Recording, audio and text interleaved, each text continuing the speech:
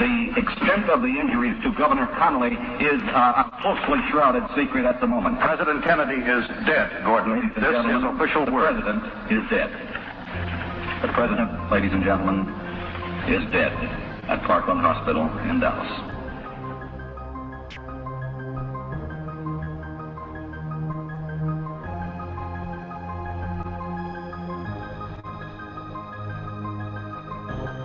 Italian 1 to Manhattan. Italian 1. We just had a plane crash into Alpha 4 of the World Trade Center, transmit a second alarm, and start relocating companies into the area.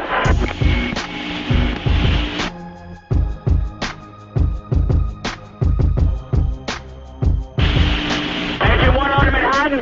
Engine 1 out. Engine 1 out, World Trade Center, 1060. Send every available ambulance, everything you got to the World Trade Center now. That for 1060 has been transmitted for the World Trade Center. 1060 for the World Trade Center.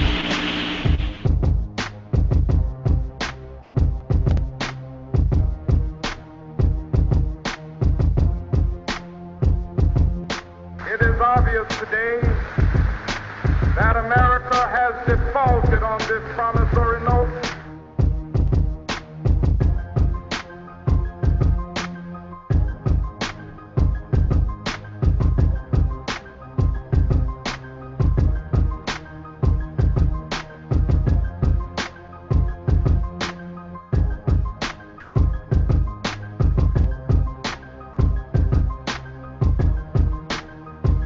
Thousands of lives were suddenly ended by evil, despicable acts of terror.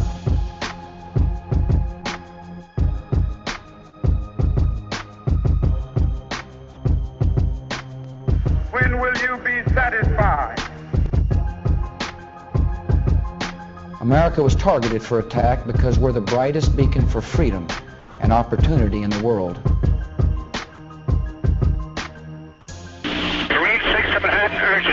Hazmat 1 step on Marine 6, go. You have a second plane into the other tower of the Trade Center, major fire. Crawford David, Marine 6 advising a second plane into the World Trade Center, okay. Marine 6, that's the other tower. That's the second tower of the World Trade Center. The functions of our government continue without interruption. What's going on, everybody? This is Pete Wichert and Johnny Be Good. Yeah, buddy. And this is podcast 16 of The Truth is Stranger Than Fiction, featuring Pete Wichert and Johnny Be Good. What's up, everybody? It's been another crazy week. Always. Yeah. And this is actually June 7th of 2014, podcast 16 already. Wow. Yeah. Wow. Yeah.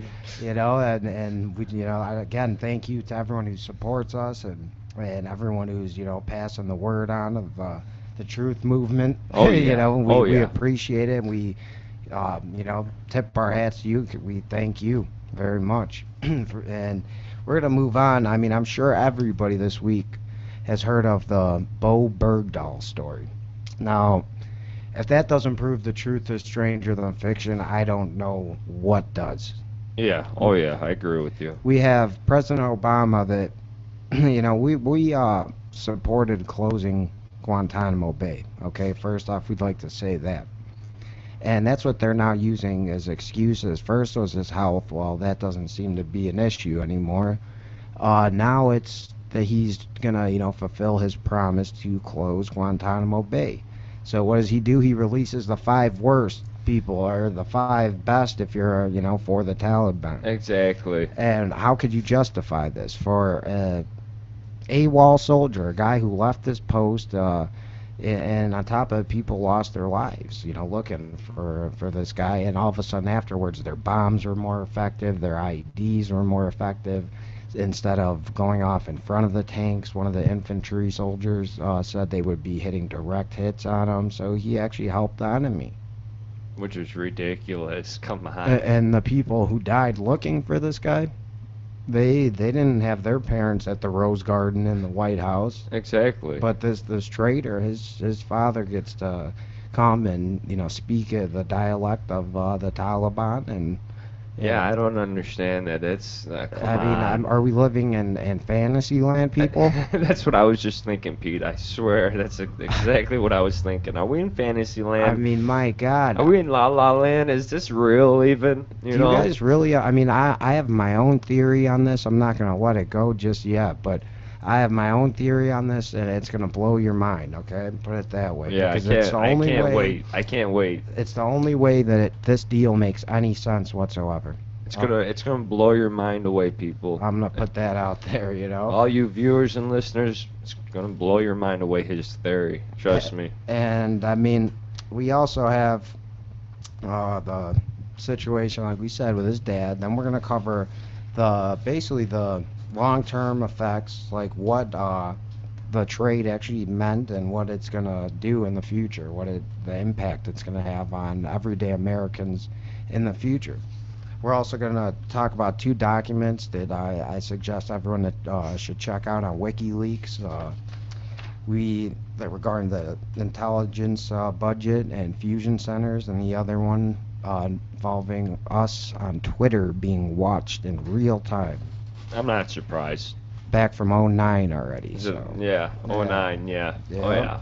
We got the Truth Seeker social media questions of the week. My favorite time. By Johnny Be Good. And yeah, that tends to be when I lose my mind. Oh, all the time. I'm already going through it. It's not the fans at all. And I think you guys do ask me some questions on purpose to get me going. There's some good ones, though. I love works, it. I love it. And yeah, I mean, by the time we go through the rest of the news and we get to that, I'm already like boiling inside, so I have to let some anger out. Yeah. You gotta let that anger out. You can't otherwise keep you'd be inside. Pounding on the table, punching through the glass right here. I can't take it anymore.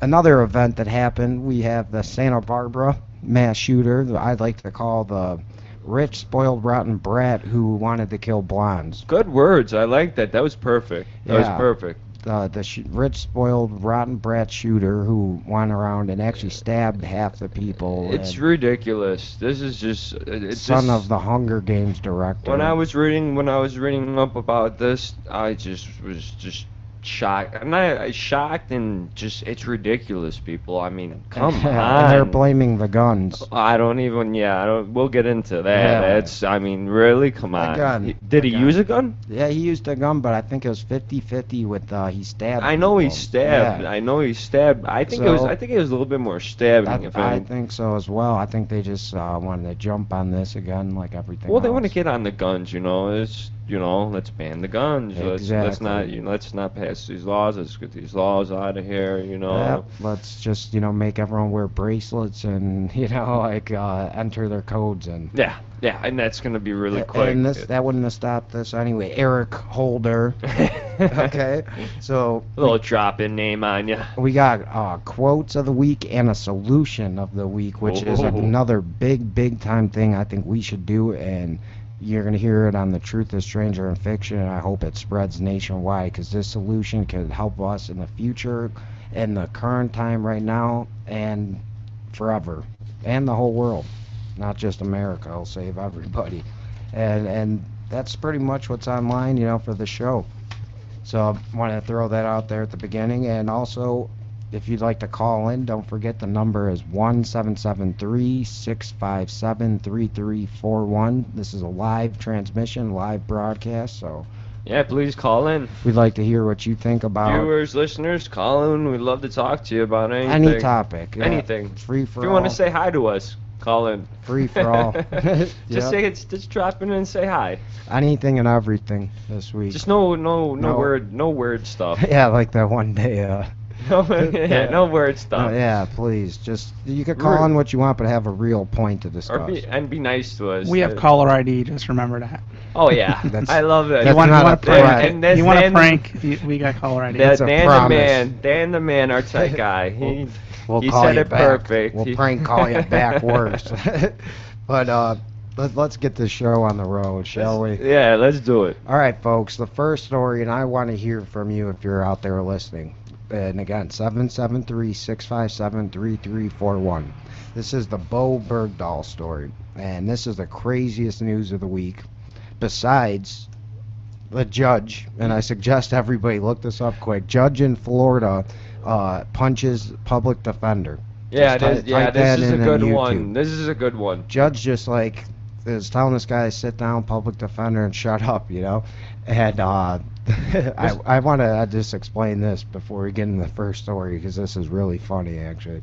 And he's like, you know, sit down, shut up. The public defender's like, I have a right to talk. And he say, I would throw a rock at you. Yeah, he's like, if I had a rock, I'd throw it at you. I'll throw it at you, Judge. And, the judge goes, you want to start something? You just why don't you go in the back? And the public defender walks to the back with them. all arrogant, like he's gonna do something to the judge. And a minute later, and screaming and guess who got whooped on? The public defender. The public defender. And guess who got a standing ovation? The judge. Great news. Truth is stranger than fiction. Oh yeah. Brought to you by Pete Wichert and Johnny P. Good. Yeah, buddy. And a judge from Florida. Thank you for the moment. I suggest everyone look that up. Yeah, it's a good one. And it made me laugh. It was a good one. Makes you second guess what you're going to say to a judge. Oh, yeah. Even if you're a public defender. Back it up. You don't mess with the judge. I don't care who you are. Or say you're going to throw a rock at him. Yeah, that doesn't help. I don't think you're going to win the case. No. At the best, you get your ass kicked. Yeah, you're just pissing off the judge. You tell him to throw a rock. I'm going to throw a rock at you. They're going to start hiring, like, boxers and MMA fighters. They're going to keep going on with that. The judges are going to just start boxing the public defenders in the back now. The newest trend is just let's fight it out. With this shit, if you lose the case, you can appeal by fighting the judge. Pay-per-view, man. Pay-per-view. Yeah, hey, that's an economic problem that we could, of money. Raise some money. Raise some money right there. Instead of appealing the case, you and the judge fight it out. In the back room. Change the whole court, the whole court date, the whole situation. I'd like to see Obama pass his laws now. Yeah, right. But poor Obama. Poor Obama. We could probably talk about that for another half hour, so we're gonna have to move on. Yeah, we gotta move on. Obama, I'm telling you, you don't want to go to a court in Florida. You ain't getting passed. Yeah, nada. But first story is pretty serious, you know. But I mean, like we say, you know, everything's already happening, so why be I guess sad or, you know, down or angry? We're just gonna bring you what happened with a little spin, you know, try to entertain you guys and try to stay positive on everything. Oh yeah. But this trade for basically 5 people are locked up in Guantanamo Bay. Not just any 5 people, but the worst 5 people, the biggest threats. You know, there's people in there that probably shouldn't be, that should have been released, but they released like the top 5. They wanted 6. And then one of them died. So I don't understand that. Let's release the top 5. You know? For a guy who went AWOL. He literally went AWOL. He walked off the base, left his gun, said that he's gonna declare a jihad, which is a holy war on the U.S. Yeah.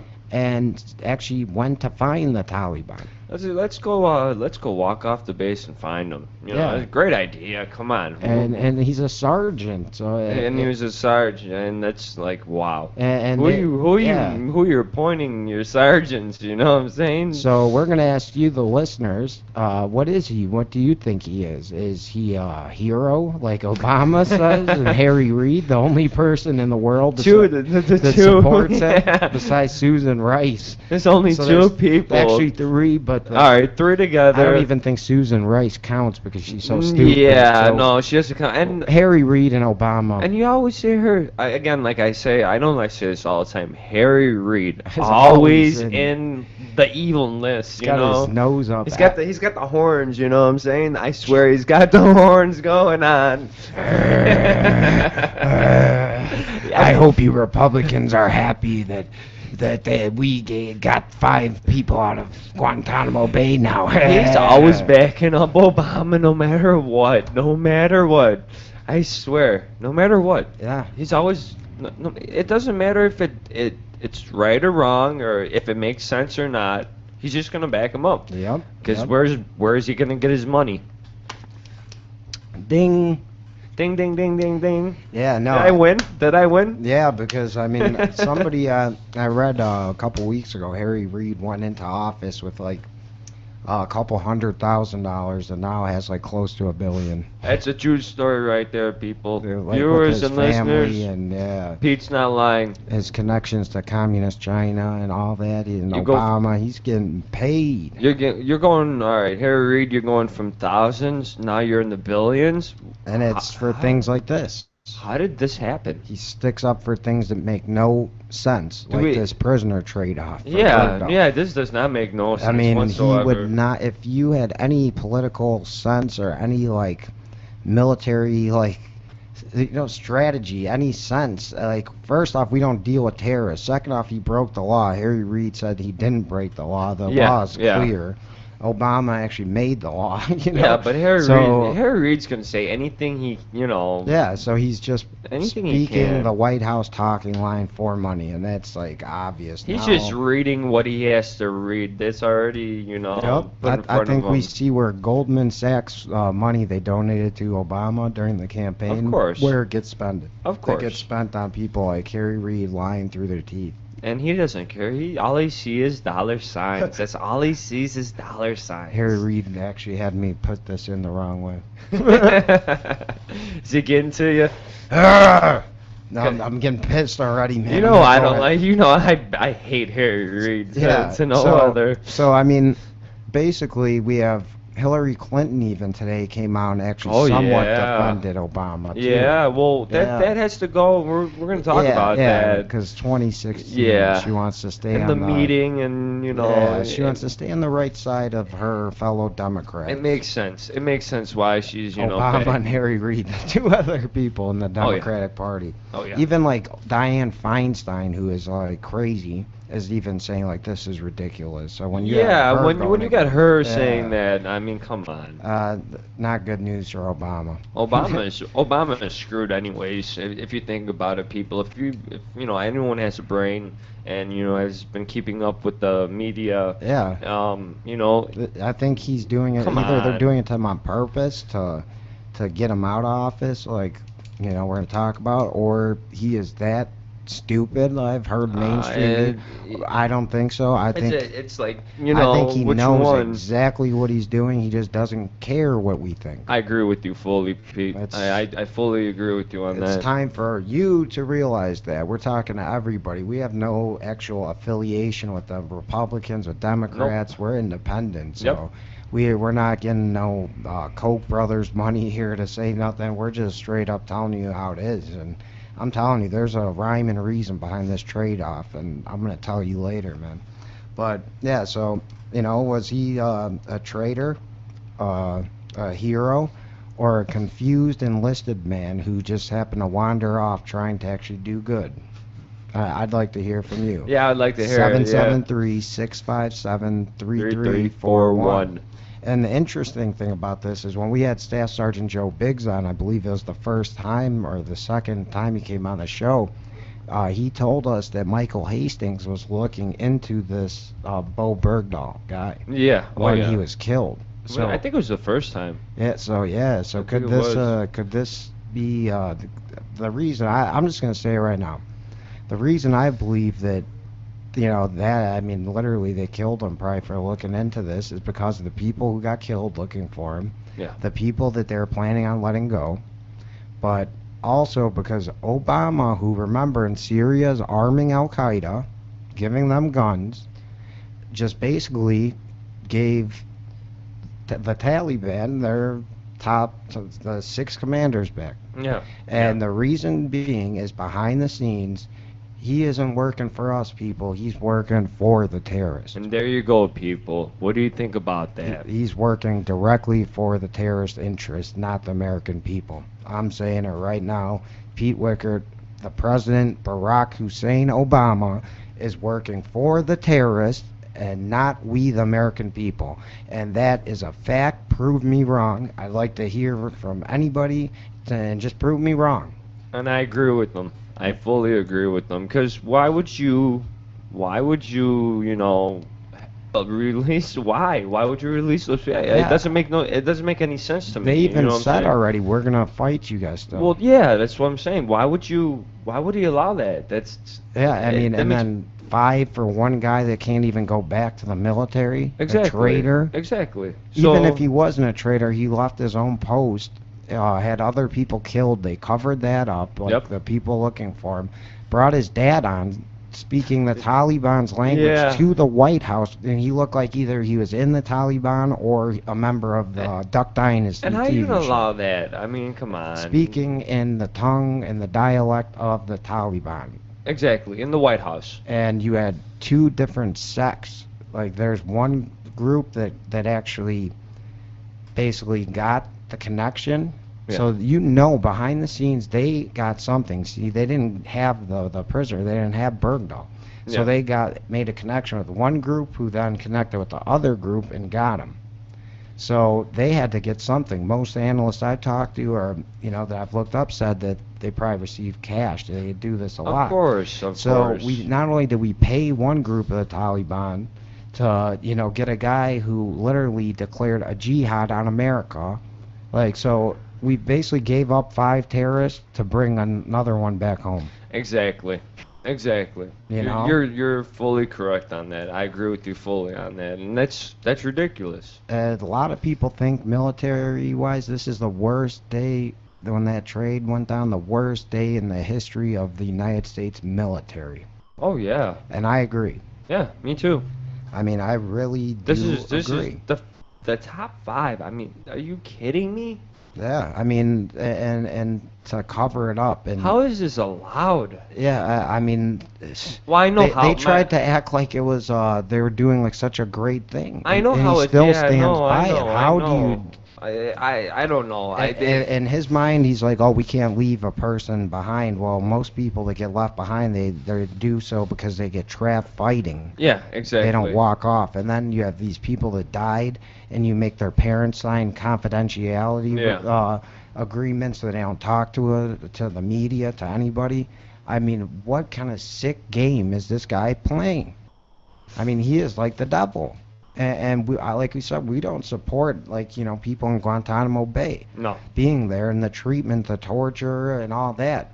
But I mean, there's a lady and her husband who have been captured that they still kept there that didn't go AWOL or become a member of the Taliban, and we let them there. We have a U.S. soldier who made an accidental turn and went into Mexico with guns. And it's illegal there, and he had his California, conceal and carry, and he's still in prison in Mexico getting beat up. Yeah. And we let him go there. A guy who actually served with honor and distinction, Susan Rice, not Bowe Bergdahl. I mean, my God, why do we not work on? I mean, tell Mexico, look, we're gonna send back all the illegals right now unless you let go our guy. But you'll work with terrorists, but not at your neighbor bordering country. It makes me speechless. It's frustrating what they're doing. Yeah, it really is. It pisses me off that, I mean, Jesus, in Vietnam, the POWs and things like that, some of them didn't come home till like 10 years after the war, you know? Yeah. And I understand in that case, but not when you walk off. And then to celebrate him like he's a hero, this just backfired in Obama's face again. But how many damn times are we just going to sit back and let him? I mean, we let him, literally, he's trying to start another war with Russia. We let him step all over the Constitution. We let him screw up our healthcare system more than it already was. We let him lie about everything being free. Now we're letting him negotiate with terrorists without notifying Congress against the NDAA, which violates the law. So, I mean, what else are we going to let him do? We're just going to let everything happen. It's just free-for-all. It's a free-for-all. Yeah, I mean, even Bowe Bergdahl's own hometown, canceled the celebration for his return. Now think about that. Here's a POW, right? They think, and they were gonna have a celebration regardless, and it was bring Bowe back home or something. Then it turned into welcome back, and then they got, the information and canceled it. Yeah. Canceled it in his own hometown. That shows. A very small town, that too. That shows, you know? Yeah, and the guy's in Germany in a hospital right now in stable condition for the last week. Why can't we hear from him? Exactly. It's just like the Boston bombing. Are we ever going to see this guy again? I doubt it. Nope. And same with Bergdahl. We'll never see him. They brought his dad to the White House, probably paid his ass off. Oh, yeah. You know what I'm saying? Bergdahl. His dad, actually, that reminds me, had tweets saying that America will get what they deserve for doing what they did in the Middle East and stuff that then got deleted prior to going to the White House. Oh, yeah? Yeah.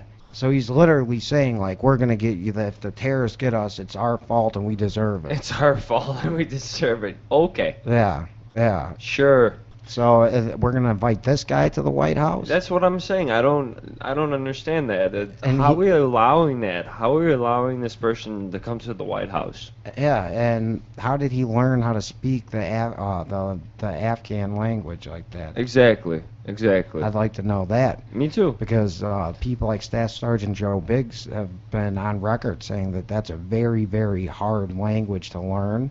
And that he even, Biggs used Rosetta Stone to try to get it, and it still was difficult. And the way his dad was just so on with it, that was suspicious. And it is suspicious. And to celebrate this guy that looks like I said, Phil Robertson from Duck Dynasty or something with a beard. But he was, obviously converted to Islam. His son still won't speak in English at the hospital to the parents, I'm hearing. Really? Yeah, I mean, this guy is literally either lost his mind or has been completely brainwashed by the terrorists. I think, second one. And I'm going with the second one. When they released him, they're trying to say, it was because of the health reasons. He looks fine. And then they said, look at his eyes. He's crying because of the light, but they must have had a blindfold over him. I think he was crying because he didn't want to leave. Exactly. I think that the Taliban probably would have let him stay because he was actually helping them get their explosives to work more efficiently. So I think he was sad to leave. That's why I'm going with the second one. Yeah, I don't think it was because they had him blindfolded. No. If he's leaving, why would they want to? And he was there for so long and actually learned the language and basically lived like one of them with them. They don't want him to leave. The only reason they got rid of his ass is because they were getting their 5 old buddies back. Oh yeah. Oh yeah. And the only reason he came back is because they were getting his 5 old buddies. Otherwise he'd still be there. So this is ridiculous to me. And I'll give Sean Hannity credit on Fox News. Sean Hannity did a good special.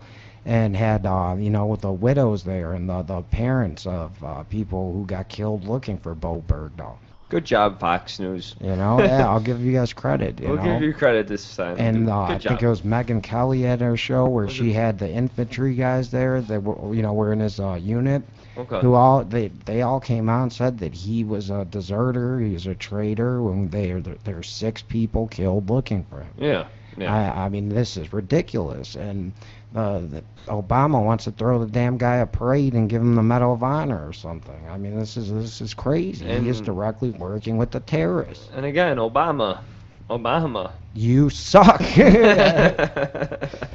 I mean, and then like Hillary Clinton, she came out with her book, Tough Decisions or something like that. Yeah. So that's all she keeps saying every damn question. Oh, it's a tough decision. It's a tough Hence decision. the name of the book. Everything is a tough decision. Well, that's a good question, and that's why I named my book Tough Decisions. Here's another one. And come on, now Hillary she's saying Clinton. regardless of his motive for leaving the base, he's still an American soldier that was left behind, so we had to get him. Well, guess what? When he declares a jihad on America, he went from a soldier to a terrorist. Exactly. I'm sorry. That makes common sense right there. If you have a brain, you would know this. Yeah. Come on. And we're right here in Chicago. I want to hear from you Obama supporters. You're out there in the millions, clapping and crying when you elected him. Stick up for him now. Call us. Yeah. Call us. 773-657-3341. Give us a damn reason why this trade was made. I would love to hear it. We're right here in the heart of Obama country, right? Yeah. Well, let's hear. I want to hear from you people that supported and voted for Obama. There's millions. And cried on TV when he was elected like real change was going to happen. I want to hear from you people why this deal happened and what we got out of it, how it makes us better. Yeah, I agree with you. I would love to hear it. And you know there's millions. Yeah, millions. Justified. I know. Stick up for your guy. Yeah, if you voted for him and you want him in office, call us and give us a reason. We want to know. We want to know what you people think like. Yeah, I would love to know how you people think, basically. I mean, my God. Yeah, I would After love the first 2 months, you could see he was completely sold out to everything that he claimed he was going to be, and then you guys still voted him in again. So stick up for him now. He's like a robot, I swear. Don't be a fair weather fan and jump on the Tea Party and the libertarian movement now. I want to hear from the Democratic Obama supporters, the liberal Obama supporters. Exactly. Come call into these terrorists, these domestic terrorists, 773-657-3341, and explain to us why Bowe Bergdahl needed to be brought back for 5 Taliban high commanders, equivalent to 4-star U.S. generals, if you were to do it like that. Yeah. Yeah. Oh yeah. Yep, that's what I figured. No calls because you guys got your tail between your legs and you're on full retreat. No, we'll give him a couple of minutes. I'm gonna maybe someone will call in. Maybe. I'll be waiting. I'm waiting. I'll be waiting for a minute or two. I'd love to hear it. Watch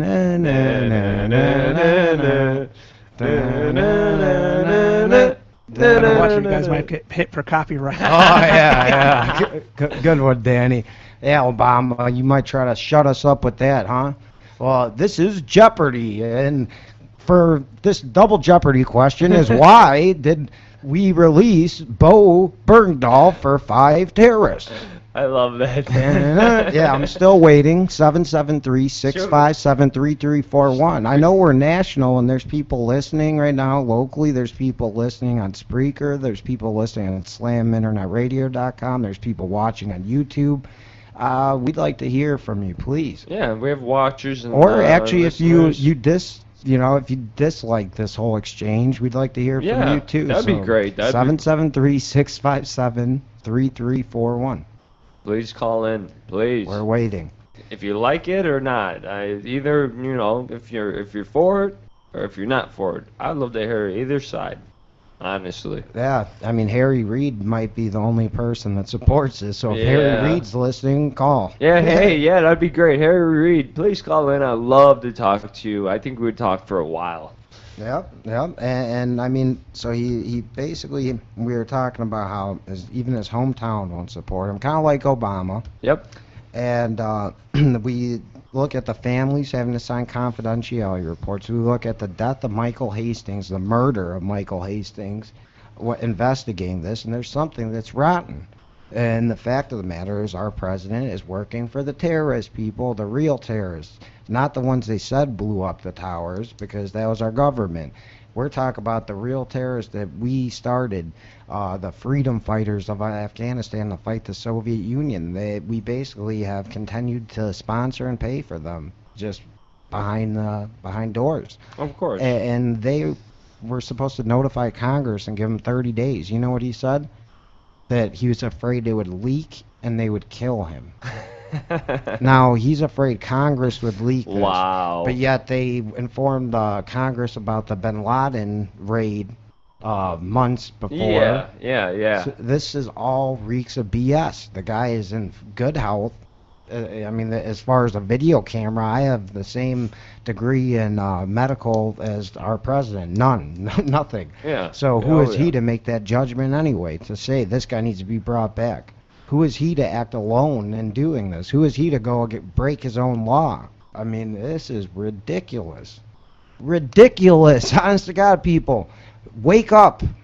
Wake up. Thank you. I'm done saying ridiculous. You can say it for a while, because it is. I'm done. This is exactly like you said. I'm done saying. Wake up. Please people. wake up. Please. For the sake of the world. Please It wake is up. for the sake of the world. And this guy, as this is all going on, has the nerve to go to France and talk to the veterans of D-Day. Yeah, I know. And I seen some of them guys shaking their heads at him as he was talking about how great the military gets treated nowadays, and how they're going to rebuild just like they did after World War II.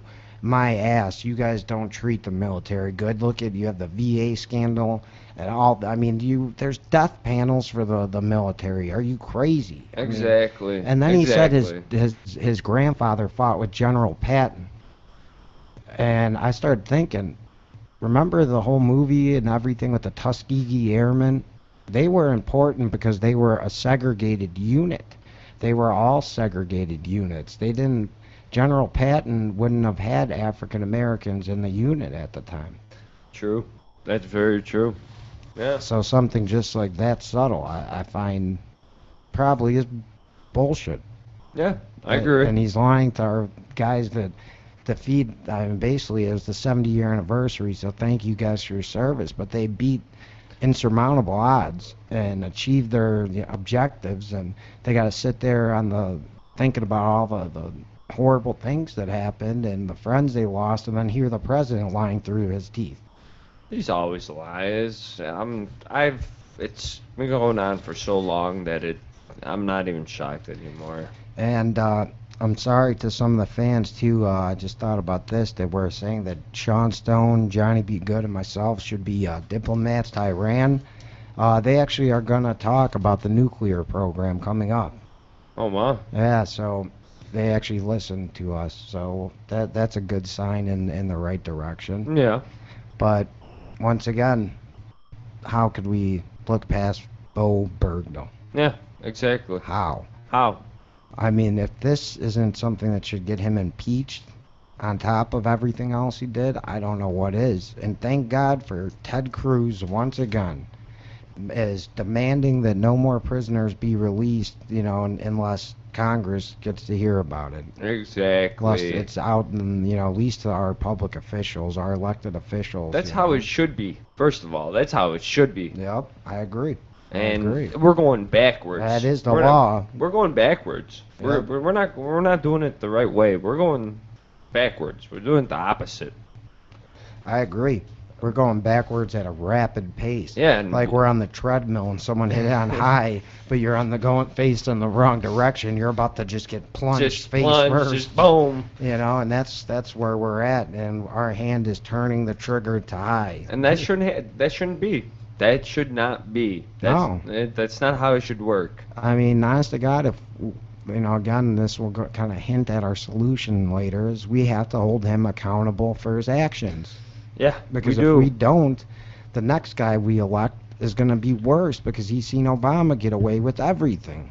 Or her. I thank you. I was just going to say that. I was just going to say that. Yeah. Or her. Yeah. Good job. We're on the same page here. You see that? Because we know something. That's the thing, people. We know something. Yeah.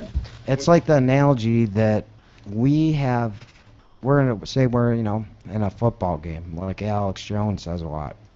Johnny B. Good and myself have studied the other team. Yeah. Now, on top of the film study and preparation and practice, we have their playbook. Oh yeah. Because they're arrogant, and this team has posted their playbook and written books about it and how to stop it and put up articles online and this and that. And we're just reading from the playbook here, stating the obvious. And the playbook is easy to get. It's not. It's not hidden. It's not hard. They're not hiding it. And it's easier to understand than a real football playbook. Exactly. So if we put down the remote control and started turning our brains on for maybe just a half an hour a day and looking into not what he says, Obama, but what Obama has done, it's almost impossible not to throw up. Yeah, I agree with you. Yeah. You gotta stop, listening and seeing his actions, what's going on. I mean, you can listen to him all you want. He'll apologize for doing things, and he bull. And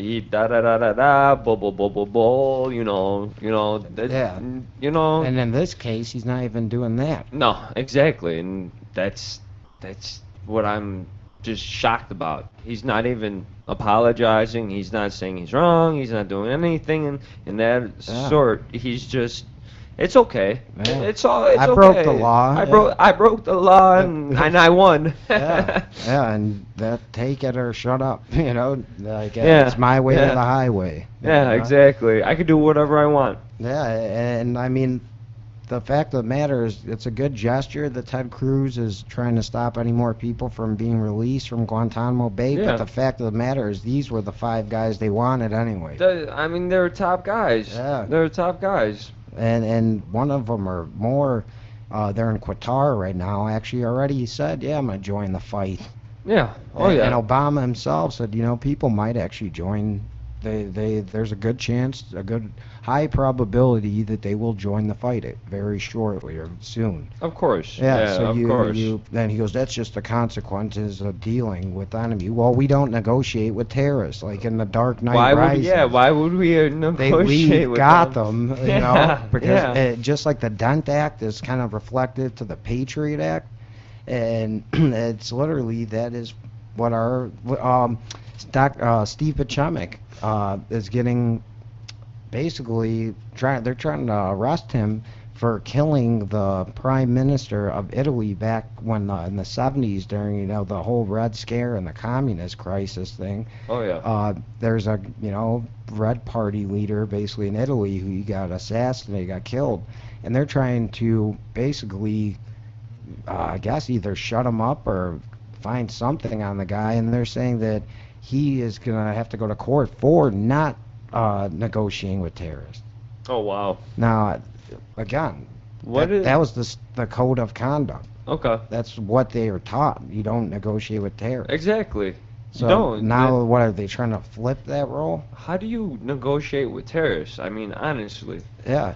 Like real terrorists, not our made-up ones. Not us. Not us. Not the domestic terrorists. Not the domestic terrorists the real ones that want to blow people up, want to kill us, organize all the killings, recruit people, plan it. I mean, this is ridiculous. The real terrorists, not us, not the people. We're not terrorists, number one, but or they're returning veterans. Yeah, no, this is ridiculous. You're gonna negotiate with terrorists, and then you're gonna and then this pisses me off. And then you're gonna call us domestic terrorists. Yeah. And you negotiate with the real terrorists. Yep. Well, I got an idea. How about President Obama as a domestic terrorist? I like that one. That's a good one. And Harry Reid. Oh yeah. Oh yeah. And this is treasonous, equivalent to what Paul. No, I'm gonna go further back than that. Benedict Arnold. There you go. There you go. Yep. I was gonna bring up the guy from Vietnam who appeared 14 years later. Yeah. No, this is worse. This is Benedict Arnold activity here, in my opinion. Oh yeah, no, I agree with you. I just don't understand how they're gonna negotiate with terrorists and then call us terrorists just because you're religious or and you're against them. And come on, really? I mean, really? honest to God, this was like trading 5 Mercedes Benzes for 1994 Toyota Civic. Yeah. Yeah, I agree with you. This guy, Bergdahl guy, I'm not going to say deserved what happened because obviously we don't know, but I'm going to say I think he deserved what happened to him. Yeah, and the people that lost their lives, the families, they shouldn't be silenced. They should have had information provided and been told how and why their look at what happened. Children died. Look at what happened because of this. Yeah. I mean, and then they try to turn it around like they're doing something great. I mean, this guy literally stated before he walked out, this is a member of his own infantry, he stated, I am a warrior for Islam. Wow. New documents. I am a warrior. That can be proven. One of the infantry members reported him saying that when he left his gun, his bulletproof, everything, and walked off. He was asking people basically where to find them. That's craziness. Yep. People, I'd love to hear your opinions on this. This is really good stuff right here. Yeah, I'd love to too. Everyone in Germany, Speaking to Deutsch, call in 773-657-3341. I mean, honest to God, someone out there has to be listening and has to have an opinion on this crazy, crazy story. And you can be anonymous. You're not gonna come up, you know. Yeah, don't worry about it. Your life being at risk. You'll be fine. That's what we're here for. Yeah, they'll take us first. So yeah, I mean, honestly, Obama's acting like the Fuhrer, the dictator of America. Yeah. I mean, that's the only way to look at it. There's no health risk, and there's even more people that were wounded looking for him. Oh yeah. That we don't know the exact number. So I mean, there's a lot of casualties. This is what I'm saying. This is a big deal. It's a big deal. What happened? Consequences. Yeah. You know. Signing orders not to talk, gag orders, basically, and then. I personally think that Bowe Bergdahl should be court-martialed, and so should his father for statements made on Twitter. Of course. If I get blocked from Facebook as a security threat, that's the only thing they Tell said. him, Pete. Tell him, Pete. I finally got let back on, so the Facebook page, facebook.com/Truth Stranger Fiction, Pete Wichert, Wichert, is back up, and I could post again. Finally. I have no more a security threat in the eyes of Facebook. Facebook, thank stop you after it. a week and a half. Stop it, Facebook, please. You gotta stop that. I mean, we give you a lot of damn views, so the Yeah. least thing you could do is... We help you out. I mean, come on. You're gonna take them off? As a security threat, I'm here promoting liberty, truth, freedom. We're promoting all races, religions, colors, creeds, to put our differences aside and come together. And I'm the security threat. Well, maybe that could be the reason why, because we preach those values. Oh, and Obama's probably, you know... That goes against his divide and conquer he's plan. dangling with Facebook. Yeah.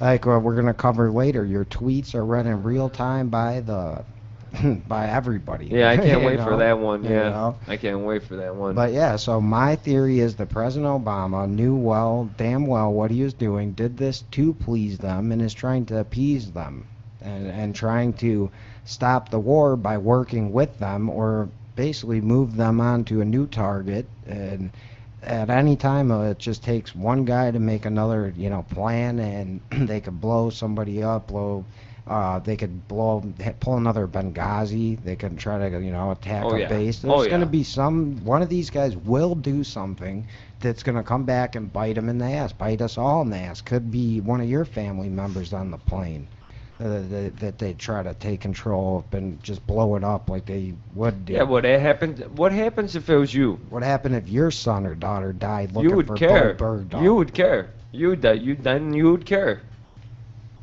Yeah.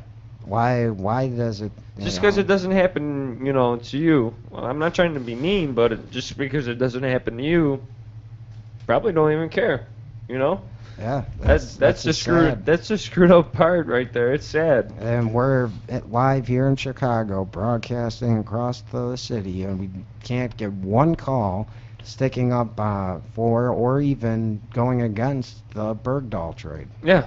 So that's pretty sad.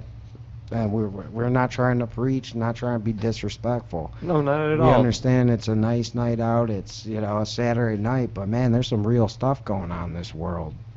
Oh yeah. And we got to stop thinking about just us and looking at the bigger picture. Otherwise, if we either gonna hang separate or we gotta hang together. That's the only way to solve this. We're all gonna hang separate, man. Yeah, we gotta start getting together and forming a group.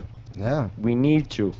Yeah, and even some of the infantrymen said that when Bergdahl got out of the car on the Taliban propaganda video, that he looked like he didn't want to get out, because they actually saw in Congress saw it too, that he literally looked like he was on drugs. Oh, wow. Yeah, so until we brought a guy on drugs that forgot how to speak English back. Oh, that's great. That's great. What an accomplishment. Thank you, President Obama. On drugs. We have some fans watching. Thank you very much. This is the Truth of Stranger in Fiction, baby. We got fans everywhere. Everywhere. Come on, the guy was on drugs and couldn't speak English, and we're bringing him back. I mean, what's wrong with us? Like I said, he needs to be court-martialed. Obama needs to be impeached, but that's something we're going to get into later. Yeah. And again, Susan Rice, quote, Bergdahl served with honor and distinction. I mean, she said this again on a Sunday show. That's all every time she comes on a Sunday show, she is like retarded. I'm sorry to say it like that. But Well, I don't know if she's even thinking. Well, like you said, she's just not thinking. She's too early for her. It's way too early. But yeah, I mean, that she would be the type of, I've heard that she was actually in charge of the negotiations. Wow. Yeah, I mean, so I guess that's why she feels the way she does. So we have Harry Reid, Hillary Clinton, Obama, and Susan Rice, 4 people. There we go. That supported this transaction. Yeah. Now, talking about his dad, I really encourage anyone listening to this, whether it's on demand or live right now, to watch the video of his dad at the Rose Garden. Yeah. Just tell me that doesn't look like a staged event. I mean, what the is going on, you know? Like, what is going on? And I think maybe he thought we were so stupid and we wouldn't get this information. He thinks all of us are stupid. That's the problem. We all don't think, you know, we're just gonna agree with everything, and we just don't think. Come on. A lot of people out there are smart. I know they know the truth, and they know they can see through things. The worst part of this whole thing is that the Taliban have already come out and said, now we see what we could do. Exactly. We're going to take Americans, and we could get a lot in return. This was their original offer. What kind of people do you have working in these negotiations where they couldn't get anything? We're the superpower of the world, and you let a small group of terrorists in the middle of nowhere, in the middle of the desert, basically, boss you around? And they came out and said it like there was no problem. Yeah. They came out and said and it. try to turn into a PR stunt. Yeah. I mean, how absurd is this?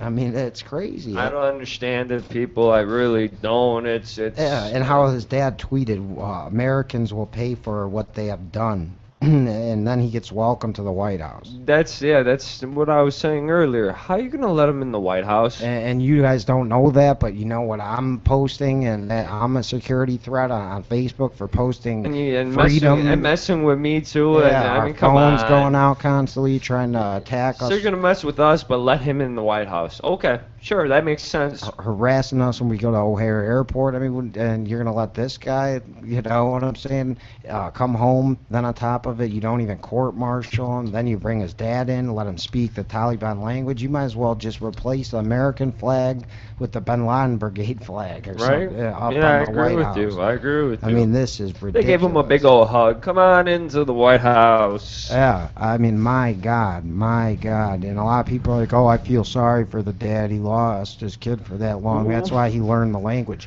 You would hate these people. Exactly. You wouldn't be sympathetic. You would hate them. And the only reason you would learn the language is to say 2 words. F you. Yeah. Or F you, give me back my son would be the only things you should learn. Yeah, and you should be kissing the ass of the people that died trying to get them back, and not the people that took them, supposedly. So, I mean, you know what's going on there, basically. You know, I mean, it all adds up. Yeah. It all adds up. Yeah, I mean, like I said, we won't free the soldier who made a wrong turn into Mexico. We won't free the wife and husband that are taken as hostages, but we free this guy, and I know why we freed him. Because he literally is proof that you are working for the terrorists.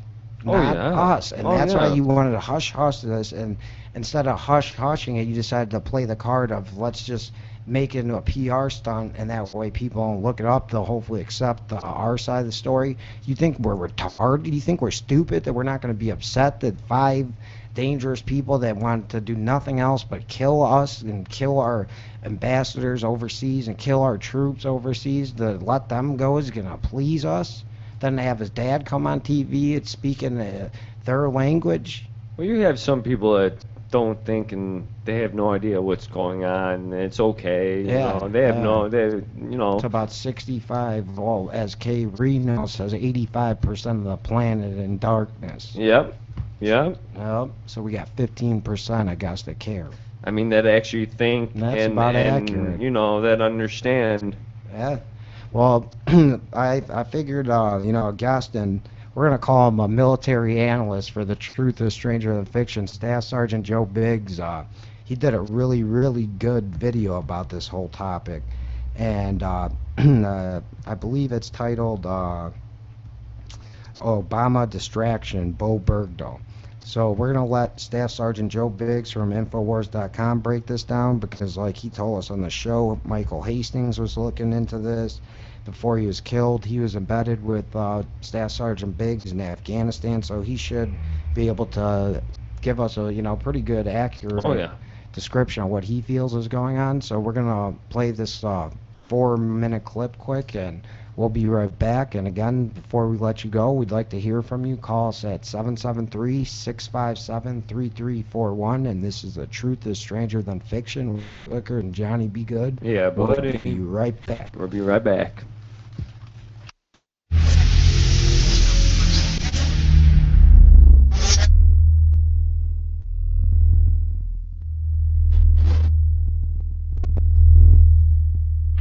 And welcome to the Obama Distraction. I'm sorry to interrupt your coverage of the VA scandal, but people are starting to get tired of watching the Malaysian flight investigation. So the president's feelings are starting to get a little bit hurt due to the fact that his government-run healthcare plan is not working out too good.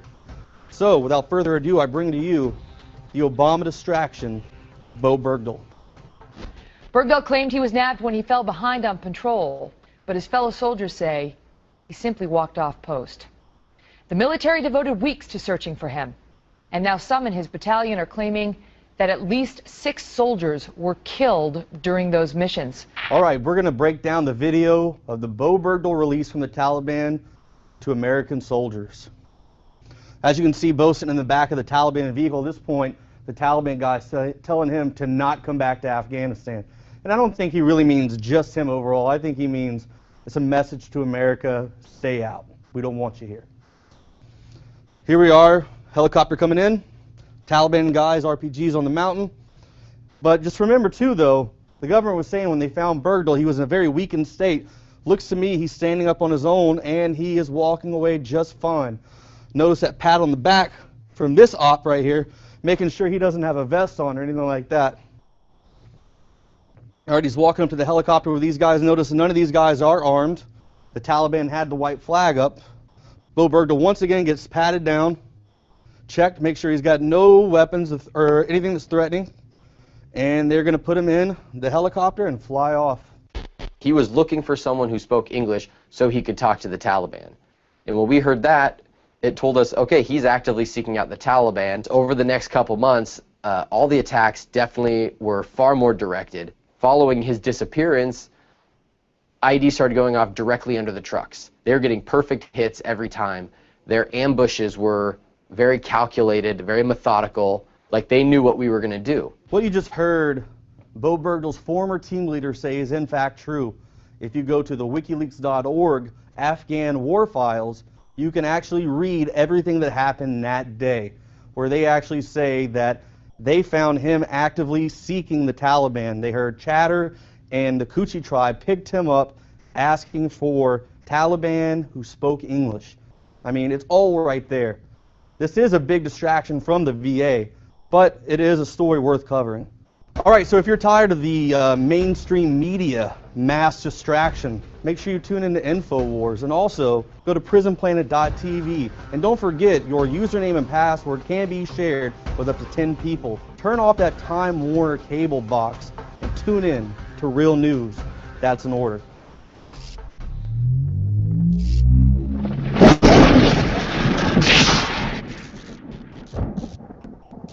Celebrate the spirit of freedom and liberty upon which our nation was founded at InfoWarsShop.com. Molon Lave is ancient Greek for come and take it. This popular design combines both classic Greek Spartan imagery with modern M16 assault rifles. Now available in women's tees and proudly made in the USA. Celebrate the spirit of 1776 with the George Washington brass belt buckle or this incredibly sharp-looking 1776 hat. Badass. And be sure to check out the new arrivals at InfoWars Life, where you can prepare your body to perform at peak levels with Survival Shield Nascent Iodine, Super Male Vitality, and Fluoride Shield.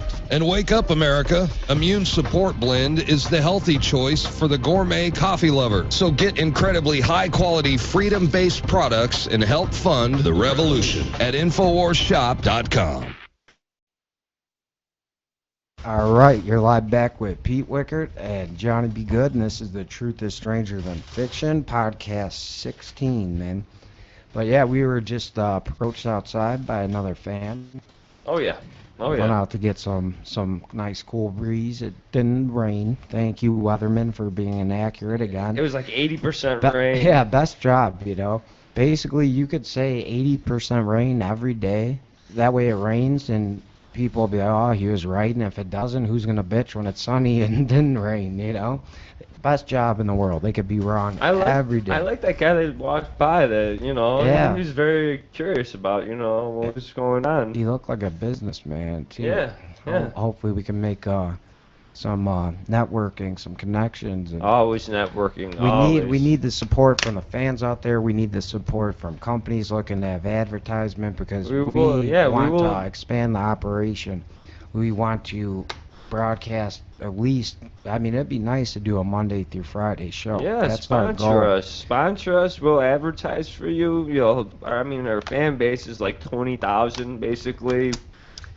Even more. Probably. I'm just saying. I'm just estimating. 20,000 plus. You know. We're available on numerous outlets, audio, video. I mean. I can't give you exact websites. I mean, over 10 sites. So again, contact us, Pete Wichert at att.net. That's PETEWICHERT at att.net. And Johnny. You can get me at mundenjonathan@gmail.com. Yeah, so the next story we're going to talk about is, I mean, I always check WikiLeaks, and I was just kind of reading some things, and I was kind of shocked because these were already written back in 2009, and there's like two important documents that stuck out to me. The first document is about the Fusion Center and budget in 2009 already. And the U.S. intelligence budget was at $75 billion, and they had 2,000 employees. 200,000 employees already in 2009. And the fusion centers will have access to classified military intelligence.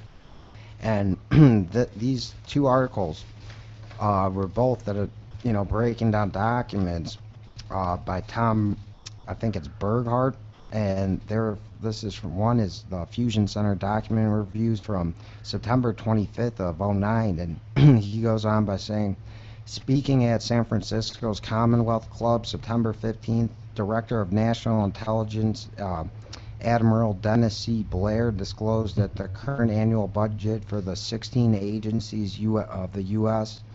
Intelligence Committee clocks in at a $75 billion and employs some 200,000 operatives worldwide, including private contractors. Now we know this number has grown exponentially in the last couple of years. Yeah, of course, of course. Just blown up. These things are popping up everywhere. And the non-federal officials, like these private contractors, we've been saying, this document leaked on WikiLeaks this is a review of, proves that. And it says that they get access via Homeland Security's secure level data network. The network is currently deployed at 27 of the more 70 fusion centers located around the country, according to the Department of Homeland Security. So back in 2009, they already had 70 plus of these things. I mean, I'm gonna conservatively. That's 2009. That's 2009. I'm gonna say we have at least 120. And we're in 2014, yeah. I mean, at least, and with these training facilities popping up, and you think they stopped? You know what I'm saying? You think they stopped? I love Danny. Danny, our man behind the rain you said that meteorologists were wrong on is about half hour out. Yeah. Oh yeah. We'll see. We'll see about that, not Danny. missing us. No weapon formed against me shall prosper. Okay, so if I say it isn't good brain, it won't. Just watch it when you have a person that does study meteorology on the other side. Dan the man, our tech guy. I'd like to love talk it. to somebody about meteorology Yeah, and see what they think about chemtrails Call in. and their effects on the weather. How about that? Let's have a Yeah, meteorologist call talk in. about that. 773-657-3341. Call in. Yep, and tell us That'd how be- long it's going to rain. We got That'd be some great. plans. That would be great. I'd love to hear so. But yeah, thanks, Thank Danny. you, Dan. Thanks. But yeah, so basically officials from different levels of the government share Homeland Security related information through the fusion centers. We've been telling you all about this, and the DoD, Department of Defense, opened some classified information to federal officials. And since the attacks of September 11, 2001, the federal government has encouraged the explosive growth of fusion centers. And it goes on to say these hybrid institutions have expanded information collection and sharing practices from a wide variety of sources, including commercial databases among state and local law enforcement agencies, the private sector, and federal security agencies like military intelligence. But early on, fusion centers like notorious Red Squads in the 1960s and 70s morphed into national security shopping malls, where officials monitor not only alleged terrorists but also left-wing and environmental activists deemed to be threats to the existing corporate order. Oh, wow. So that hence the reason I'm security risk. Yeah, exactly. On Facebook. Yeah. Zuckerberg, you asshole. You're getting heated up. Yeah, and these fusion centers too, because I truly, in my heart of hearts, feel that there's one in O'Hare. It could be the building with the communist flag hanging. Wow, that'd be a big surprise. Yeah. Come on. You know, but I mean, honest to God, activists, environmental activists, like if someone gets pissed that they spilled oil in Lake Michigan, they get put on a database in the fusion center. Yeah, no, I know. But again, we're releasing 5 terrorists that actually want to kill It people. doesn't make any sense. Nothing makes sense anymore. Yeah, but honestly. it just seems like, it's just a big coincidence since they either let or actually actively plotted the 9/11 attacks that all these agencies and Homeland Security and these databases and fusion centers were already built and ready to go. Exactly.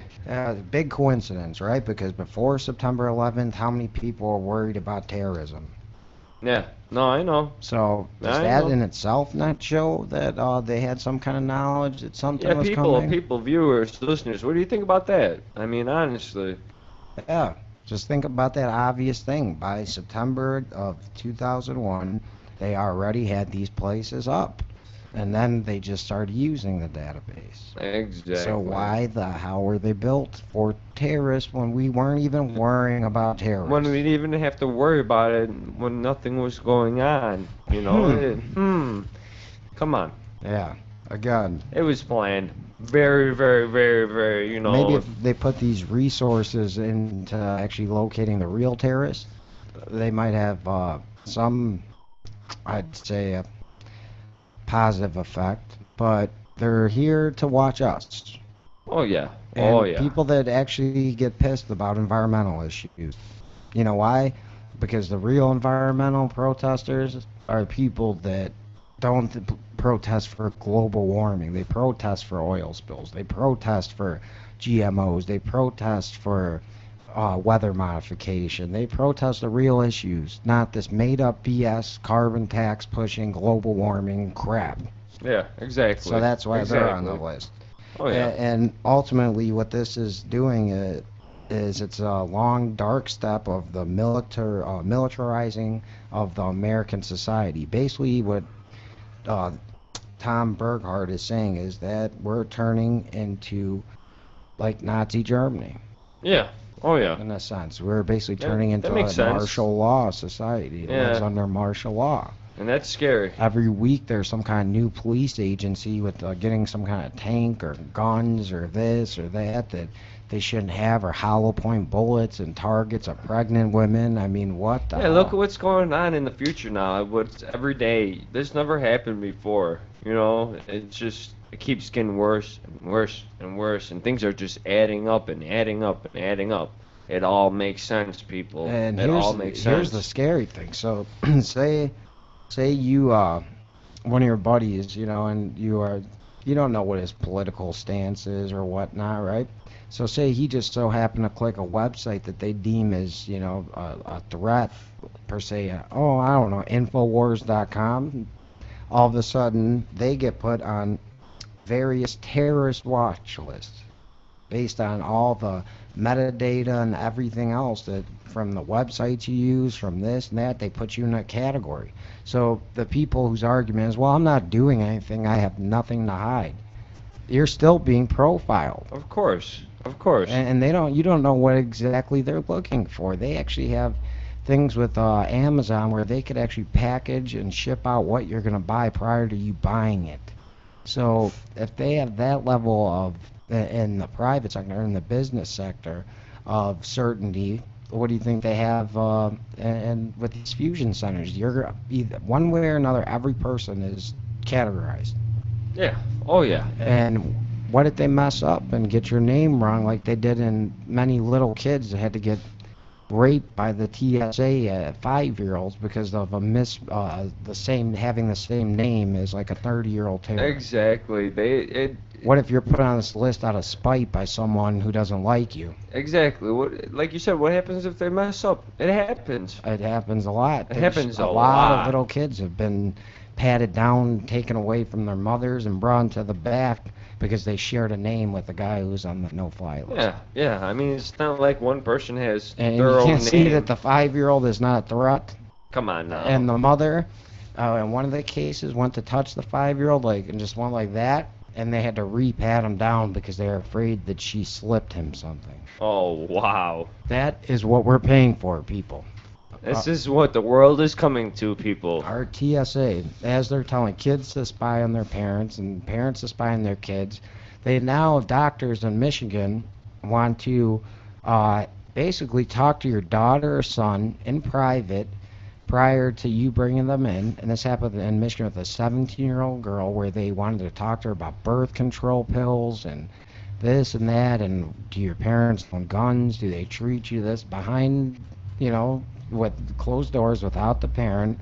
And then they could give the option to deny the parents' medical records and deny them from coming in. And let the 17-year-old boy or girl get condoms or birth control. Well, and look at their own medical records and keep it from them. Yeah, and say one of them has like a disease or something, and they don't want to tell their parents, don't know how, and they just keep quiet about it. They could die without ever. I mean, they're only 17. Yeah, that's not right. In my eyes, that's not right. No.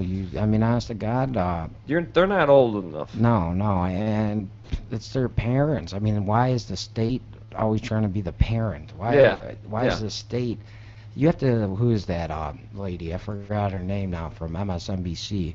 We have to get over this notion that, your kids belong to you. You have to realize that your kids belong to the collective. They belong to the state. Give me a break. And you have to get over the notion that your kids belong to you. Whose parents and the mother who gave birth to them? It's the parents. The parents, that's their children. Well, not in. I forgot her name. Something. It's like 3 names. Is it? Yeah. I can't think of her name right now. The lisp, I'm just pissed off. I'm pissed off. We have to get over this notion that the kids belong to the parents. They are part of the collective. The kids belong to the state. That's exactly how she says it. Like, come on, really? You really think they belong to the state? No, they belong to the parents. Yep. It's their parents. Yep. I mean, come on. Give me a break. So what they're trying to do is basically separate the parents from the kids and the kids from the parents, thus destroying the family life like their goal has been, and replacing the mother and father with their papa and mom, the state. Yeah, they're breaking up the family basically, On in purpose. essence. On Yeah, purpose. yeah, on purpose. In essence, that's what they're doing. They're not saying it outright, you know. They're not saying it just outright. Oh, we're just gonna break up the family. They're keeping it simple and different terms, basically. Yep. And it's a pathetic action. It's like sketchy, you know. It's like It's very sketchy. Say at 17, you know, I got in a lot of fights with my parents, and I could have just been like, oh, they hit me and drink all the time and do this, made some crap up, and they could have taken me away from my parents for things I said out of spite and anger. For maybe I was pissed for like 10 minutes. And then forever my life is ruined. And you're not old enough to think. You're just thinking in the moment, and then you're like, oh no, oh man, what was I thinking? Yeah, when you're getting beat up by your step-parents, drugged up on like 10 psychotropic drugs, then you're gonna wish you didn't open your mouth and didn't sign that confidentiality order. Exactly. But yeah, I mean, so we got corporations, infusion centers, and things like Facebook and Google and Microsoft working with the fusion centers to provide them with all the websites and things you typed and things like that. And these fusion centers, which combine the military, FBI, state police, and others, have been internally promoted by the U.S. Army as means to avoid restrictions preventing the military from spying on the domestic population.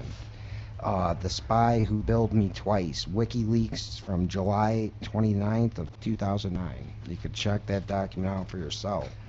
But yeah, I mean, for $2.5 billion a year, they could get away with a lot, and I'm sure that number has gone up. Oh yeah. Oh yeah. You know, and you said 09, 75 billion buys a lot of silence, is how Tom Bergdahl ends Oh that. yes. The next article from WikiLeaks breaking down another leak is it's titled "Mind Your Tweets," and the CIA. It's titled "Mind Your Tweets: The CIA Social Networking Surveillance System," and that Tom Bergdahl again wrote this in October 24th of 2009 again. So I mean, you got to think how much both Twitter and Facebook have blown up more since 09. So, and with Facebook having stocks and things like that, now you could bet your ass that they're even more on it than Of course. bet your ass. And if you don't believe it, I don't know what's wrong. There's something wrong with you. I mean, 09, 2014.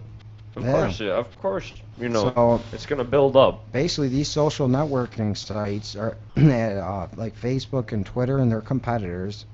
Can facilitate communication and information sharing amongst diverse groups and individuals across the boards of the alphabet agencies, the FBI, CIA, your local, your state police, all these things, right? Now, the installation of Bluetooth scanners that capture radio signals transmitted from such devices as mobile phones, laptops, and all that get picked up by those Stingray towers. They comply with where you're going, with everything you've looked at online, and now actually they have people watching and monitoring your tweets live as it happens. And again, the trend by security agencies and their corporate partners to spy on the U.S. citizens has greatly increased since 9/11. And Siemens, corporation Nokia Siemens, has intelligence in a box, which basically pulls through data from sources like telephone and mobile calls, emails, internet activity, bank transactions, medical records, and all this, and again puts you on the list. And this multi-billion-dollar industry is not going to stop because it's a multi-billion-dollar industry, which means they make too much money. And they're never going to want to lower the security risk because then the corporations get hit in the wallet. And guess what? The United States of corporations, the United Corporations of America, I guess would be the proper way. Yeah. We think of the corporations first. So the minute we lower the security threat, the minute they lose their jobs. Oh yeah. Which will never happen. Oh yeah, that's not going to happen. And with the economy going down, they're going to act like just adding more fusion centers, adding more people, more private contractors to spy on us is a good thing. And they don't think about the contract fraud, the ethics, the violations of the Fourth Amendment. They don't. I mean, none of this stuff. And they have a computer, hacking capabilities that are beyond anything you could think of. They hacked the Iran nuclear computers with a virus of ones and zeros. Therefore, it was nothing and something. And I mean, if they could hack a nuclear facility, they could hack your computer. Okay. Of course. And it's not like they don't want to. Trust me. Like, even my grandma got a call from the IRS. Not why? Like, exactly. Yeah. I know. They called our house looking for my grandma too. The wrong. I mean, what does my grandma do? She's like 89 years old. They need to talk to her. So, that's just a prime example of not even an 89-year-old lady spared. Yeah. And we're gonna give these people more and more power. I mean, it's crazy.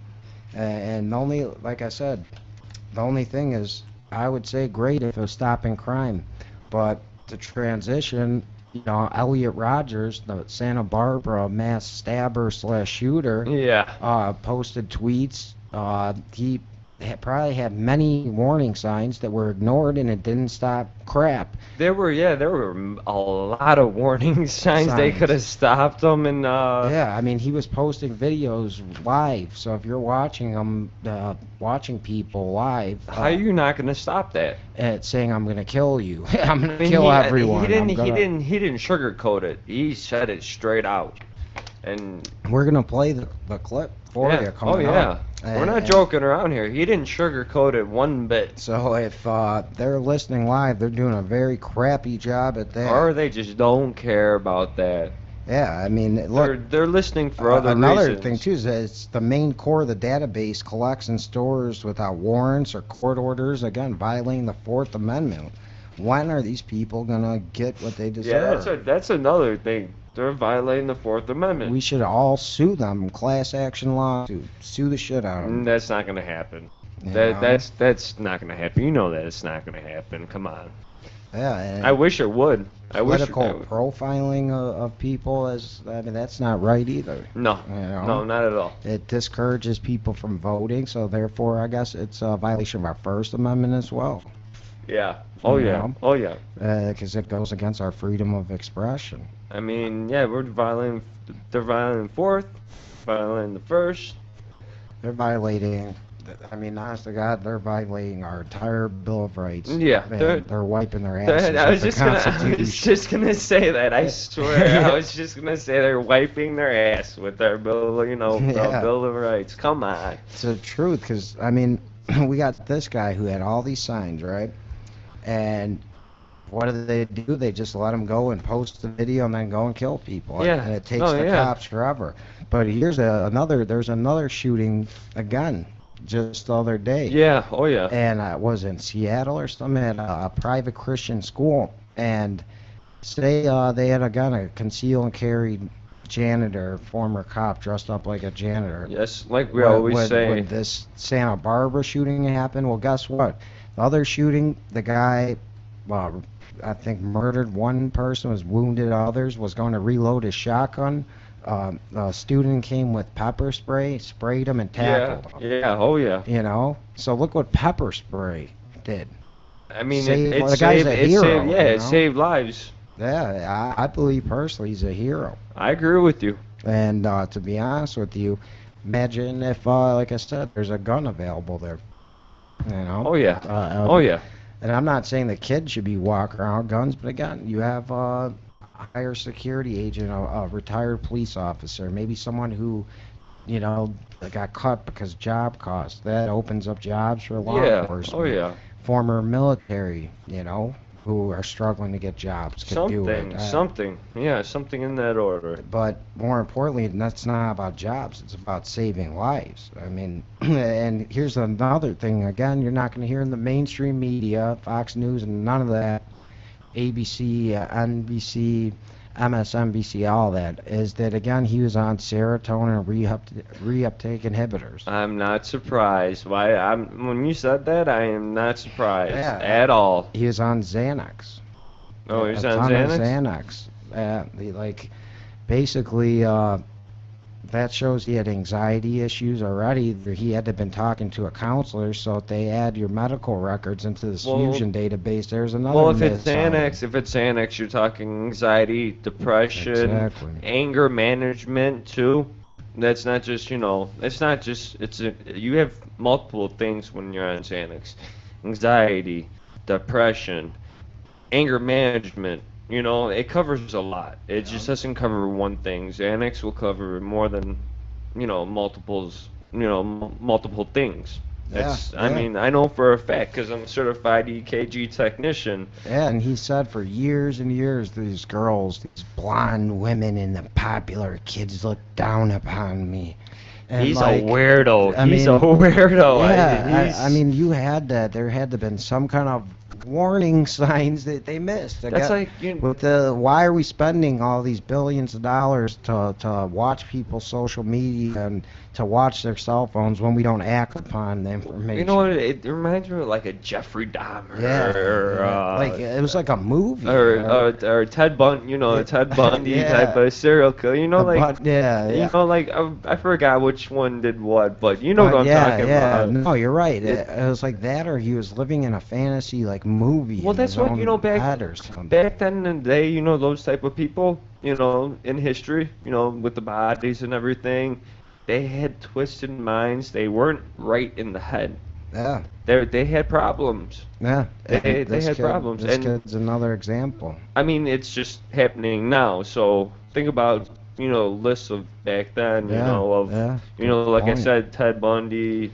It goes on. Jeffrey Dahmer. Manson. Yeah. I mean, we have a lot of people. The Zodiac Killer. The list goes on. There's so many, and they made movies after these people. This kid kind of, in my opinion, this kid is like them. Yeah. Because I agree. I mean, am I wrong? I mean, no, you're right. He had the way he was so proud of what he was about. He was proud. He didn't feel no remorse about it. He recorded it. He looked like he dressed up for the occasion. Exactly. Had to sit in his BMW and show Yes. He had that sick mind that there's something wrong with the kid. Yeah. But no one helped him. No one helped those people back then either. Yeah. Yeah, and here's the thing too, is that the kid was like, no one likes me. Well, reports came in that he would call the police on people when they came over because they stole like a candle, he said. And he would go up to girls and say to them hey, let's have sex. Well, there you go. And he was the virgin. Yeah, that's there right. You go. He was a virgin. So first off, maybe where was his dad, the who made Hunger Games? Where was him showing him how to get girls? Where was he? Was he just like a misfit of the family? They just kind of threw out and let him run around free. How did he get the gun? Yeah, exactly. I'd like these questions never come out. Was there even a gun? Or did he stab everyone? Did you pay attention to your son? You know what I'm saying? Yeah. Was he even the person that did it? Yeah. I mean, we've yet to see anything on. True. On him. I mean, it seems like a coincidence, but there's all these Hunger Game connections to Well, yeah, with his dad, with the Hunger Game, he reflected upon the book. It's like he was reading from the Hunger Games. You know what I'm saying? The book, the movie, how they were hunted down. Yeah. He was quoting. He was kind of following the book or the movie. The script. We'll just call it the script. The book or the movie, we'll just call it the script. Basically, how the kids, he even said it. I think he quoted something about his dad's movie. I'm gonna hunt you down like animals. Yeah, it was something. Because that's what you really he kind of related to the movie or the script. We'll just say the script, the book or the movie.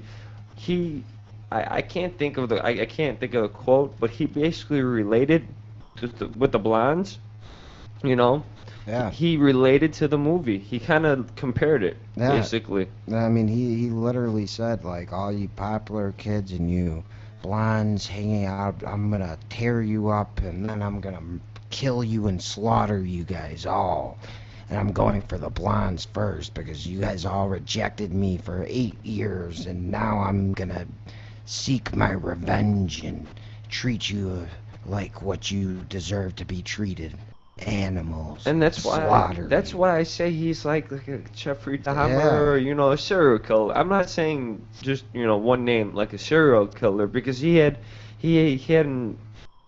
wanted blondes, first of all. So he wanted something. You know, he wanted like a they certain all thing. they repeat. They want certain, you know, they want certain things. Serial killers tend to repeat. They want have that a they're fixation. they're you know, fixation with something, not just not just go this way, that, you know, left, right, up, you know, forward, backwards. They thrive on one thing. That's why I'm saying this kid was like psychopath. He's a psychopath. Yeah. He was a serial killer because he wanted the blondes. Yeah. It was the blondes. And you know what the worst part of this is now in death, all these blondes and other girls and guys too are all like, he's so hot, and that's look at messed up. how sexy he is in this video. How do you look at the comments on the video? How do you switch that? Now everyone's he was good looking, he was a good kid, this, that, blah blah blah blah blah blah blah blah blah blah. That's all I hear. And blah, if blah, you blah. people did this when he was living, maybe he wouldn't have killed 7 or 6 people. Yeah, I don't understand how people think he's after he does. After he does we're such a twisted society that who in the right mind? Now he's famous. Yeah, exactly. But who in the right mind would think that he's good looking now? Or all right, you know, it shows you it's like the culture of death. Yeah, he's like a hero now because the horror movies. Like the villain of the horror movies. I just don't get it. Really, people, like, you're gonna those people out there that think he was a good this kid was good after he did all this. What do you mean? He was like a serial killer. He was not a good kid. In my eyes, he's a serial killer. And I wish I could literally have knocked his ass out before this. I would literally beat his ass with one hand. He'd be in the books, and you know, in the future, in 20 years from now, 30 years, you know, into the future, he will be marked down, I guarantee, in the books as some type of killer, for some type of put into some kind of group of killers. You know what I'm saying? A serial killer for the blind. I don't know how they're gonna with the word it. You know? I think it's actually like a serial killer. Would be the but then they're gonna say that he was interested in killing blondes. Just like, you know, every other one tends to repeat the same thing, or they go after this type of. You know, I agree. That's just because it happened right now. The thing is that they're trying to blame it on guns again and not the kid, which is ridiculous. That's there's a father, I think, who lost one of his children there, and he was saying, when are they going to stop this madness with the guns? And I was just thinking, if it wasn't a gun-free campus again,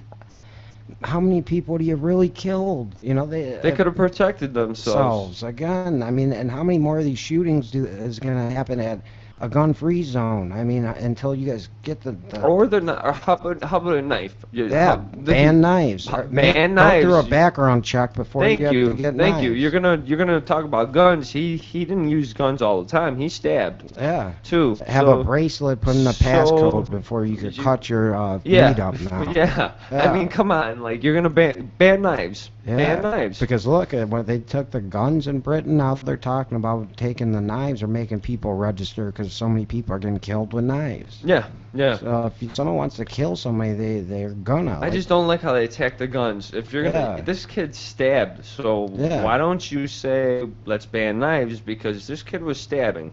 Yeah. And you're gonna blame it on the guns. You have to blame it on something, so you're gonna blame it on guns. Yeah, and I mean, I feel bad you lost a member of your family, but blame the man, not the gun.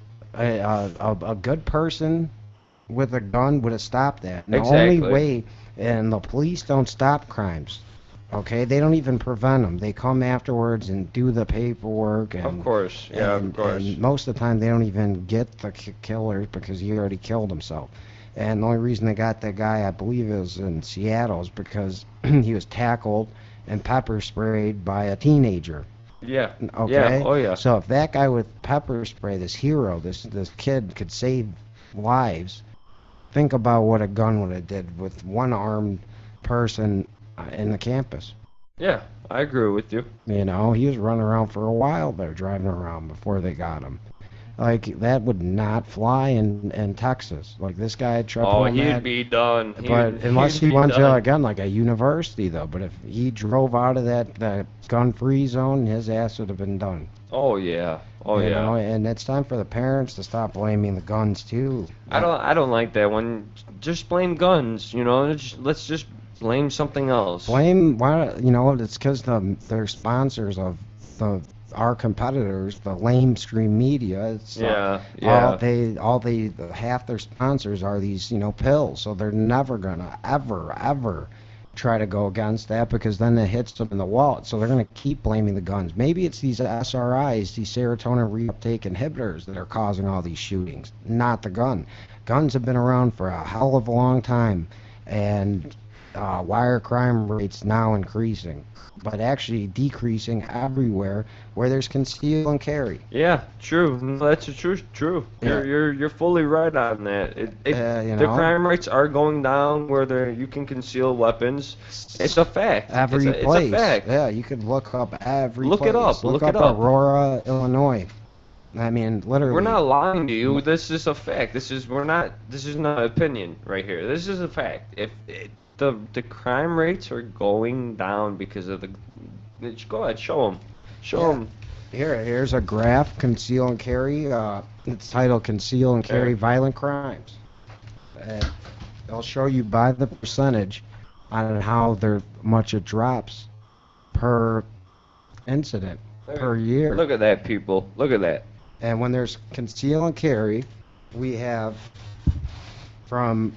This graph starts in 1986, so a year prior to my birth, and goes on to 2012, right?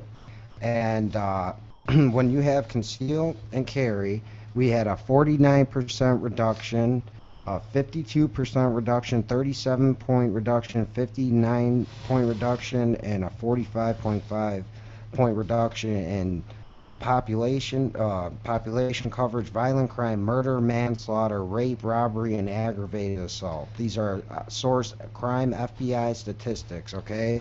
Gunfactsinfo.com. You could go check it yourselves, guys. There you go, people. I mean, there you go. So I mean, we're up to almost 80% decrease in violent crime. Yeah. Oh yeah. I'm with you all the way. Where there's concealed and carried. And then they blame the guns for problems. Yeah, and again, Elliot Rodgers is the reported son of Peter Rodgers, a unit director of the film Hunger Games. According to press accounts, the father specifically directed a short film within that film, a propaganda piece extolling of rebellion/war in the old society, the rebellion which must never happen again. As a parallel to the film, the killing of the children in Isla Vista on May 23rd will forward two agendas which are claimed to be crucial to maintaining the cohesion of the new emerging society: wall-to-wall gun control and the massive, invasive, toxic psychiatric care across every spectrum of the population. And just as also the agenda in the wake of Sandy Hook, where Suzanne Collins, author of Hunger Games, resides. Isla Vista, 2001, David, I think it's Tias, a freshman of UC Santa Barbara, ran down and killed 4 people with his car after he got out and said, "I am the angel of death." So should we ban cars? You know? They kill more people than guns, so do honeybees. Well, honeybees kill more than terrorists. But still. Yeah, I know what you mean. It's like, come on. So now what we're going to do is we're going to play the Manifesto by Elliot Rodgers. as he goes on to great length about women rejecting him. He also mentions meeting his psychiatrist, Charles Sophie, and how he gave him a prescription for risperidone, an antipsychotic drug, on top of the Xanax. Yep. So here's a doctor that missed it. Here's the Twitter thing on Dr. Charles Sophie. He missed the warning signs. The doctor don't know. Yeah, they don't know what's going on. Everyone missed the warning signs. They're just trying billions of dollars. They're just trying to make money by prescribing them the drug. They don't know exactly if it's going to work or not. Yep. The doc don't know it. He's here, try this. Yeah. They don't know. We're guinea pigs, lab rats. Here, try this. Yeah. See if it works. And again, this tragic shooting illustrates how no matter how much surveillance, gun laws you have, you could not stop a psychopath intent to murder. Just like the guy who they captured alive because the guy who tackled, he said, I wanted to kill as many people as I could, then kill myself. Yep. And that's what it goes through these people's heads, and it's not because the gun, it's because the drugs they're on. Yeah. Oh yeah. Okay. So, despite all these Twitter readings and real time and this and that and the billions spent, we cannot stop any of this because it comes from inside someone mentally. You can't necessarily predict that unless you have access to medical records and all that, which you do. Oh yeah. You see, my opinion on this. All right. This is how I look at it, people. Viewers, listeners, a gun is an object. To use that object, the person needs to grab it and use it. So it has to do with the person, not the object. Yep. I mean, do you see where I'm coming from, Pete? Yeah. It's an object. You can leave a gun in your house in the safe, and it's not going to shoot it off. Yeah, it's not alive. It's just it's an object. It's the human, him or she, that has to perform the action on upon it, to grab the object and use it in any way. And that takes malice or intent. Yeah. And again, the gun doesn't do it itself. And the person is probably screwed up, that has a problem in their head, there's something wrong. They need medical, evaluation. Yep. I mean, I'm not saying it's their fault exactly. They could get the help they need. Yep. Yeah. Or it's usually too late, basically.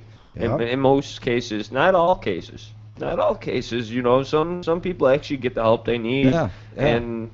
But I've seen it. But then some slip through the cracks like this and let out, and us, the good citizen, not trying to go out and kill someone, has to lose our Second Amendment because a couple loose cannons. That's never going to change. We've always had them. They'll be there forever. Oh, yeah. But without good people protecting themselves and others from these bad people, we're not going to stop it. No. We're not going to stop it. No.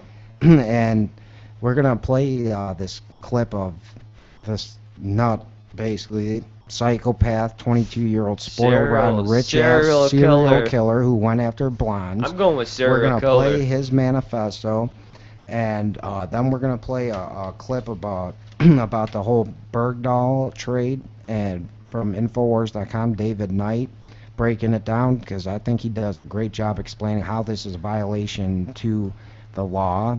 And what we could do.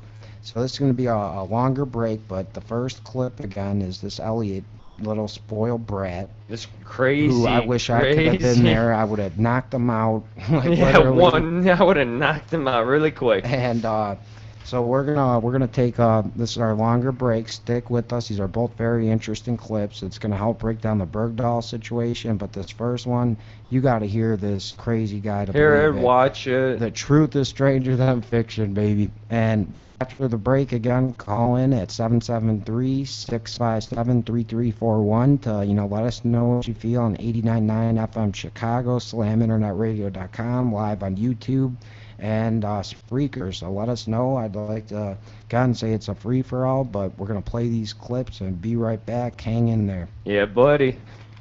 Hi, Elliot Rodgers here. Well, this is my last video. It all has to come to this.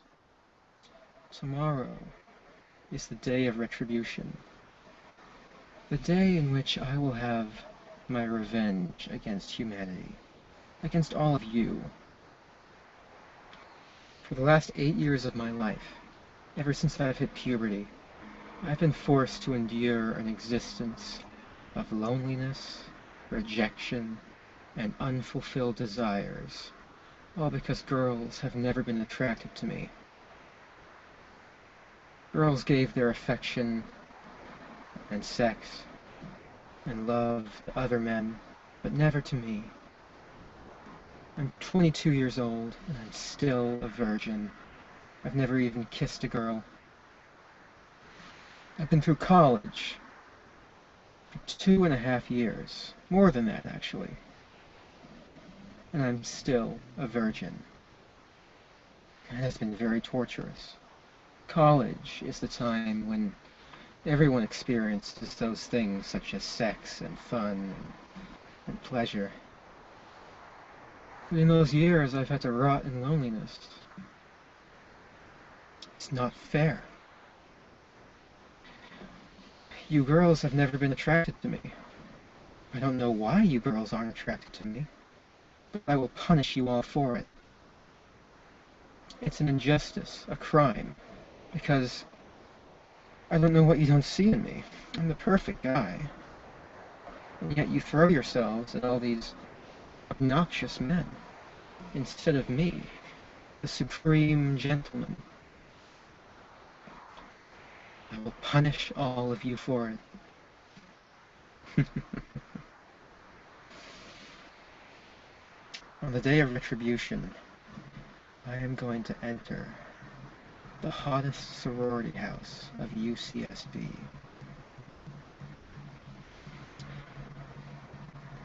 And I will slaughter every single spoiled, stuck-up, blonde slut I see inside there.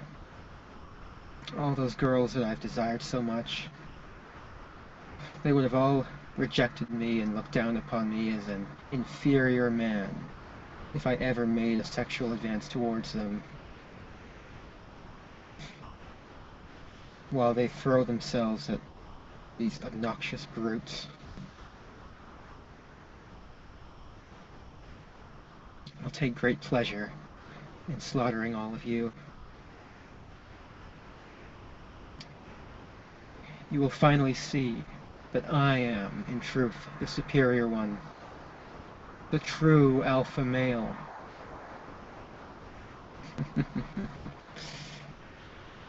Yes. After I've annihilated every single girl in the sorority house, I'll take to the streets of Isla Vista and slay every single person I see there. All those popular kids who live such lives of hedonistic pleasure while I've had to rot in loneliness for all these years. They've all looked down upon me every time I tried to go out and join them. They've all treated me like a mouse. Well, now, I will be a god compared to you. You will all be animals. You are animals, and I will slaughter you like animals. I'll be a god, exacting my retribution on all those who deserve it. And you do deserve it, just for the crime of living a better life than me. All you popular kids, you've never accepted me, and now you'll all pay for it.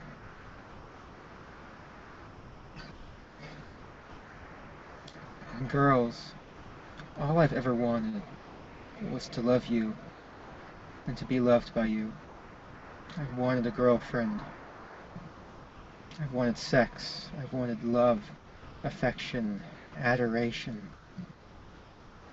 You think I'm unworthy of it. That's a crime that can never be forgiven.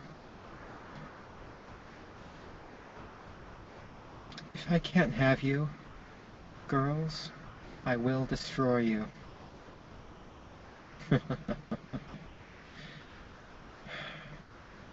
You denied me a happy life. And in turn, I will deny all of you life. It's only fair. I hate all of you. Humanity is a disgusting, wretched, depraved species. If I had it in my power, I would stop at nothing to reduce every single one of you to mountains of skulls and rivers of blood. And rightfully so. You deserve to be annihilated. And I will give that to you. You never showed me any mercy, and so I will show you none. You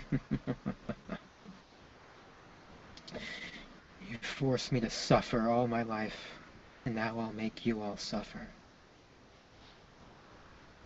I've waited a long time for this. I'll give you exactly what you deserve, all of you. All you girls who rejected me and looked down upon me and, treated me like scum while you gave yourselves to other men.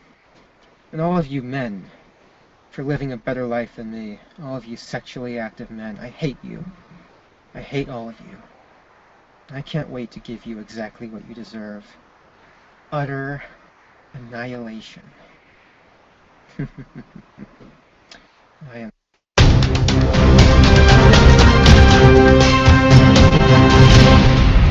I am your host, Alex Jones, and I want to do something a little bit different in this first hour. The 25th anniversary of the Tiananmen Square massacre, when the people stood up, the anti-communist demonstrators, simply wanting to demonstrate that the government was corrupt and tyrannical and was not allowing them to vote. All they could do was watch the Central Party Committee appoint people to different positions, and the answer was to send in army tanks to run over people and shoot them. We have some of the raw footage of Tiananmen Square that they never really show on U.S. media, or in Chinese news for that matter, of the tanks running over people, of the piles of dead bodies, you name it, in my film In-Game Blueprint for Global Enslavement, detailing that the globalists that run our country love communist China and have said that communist China is the model of the world civilization they want to build.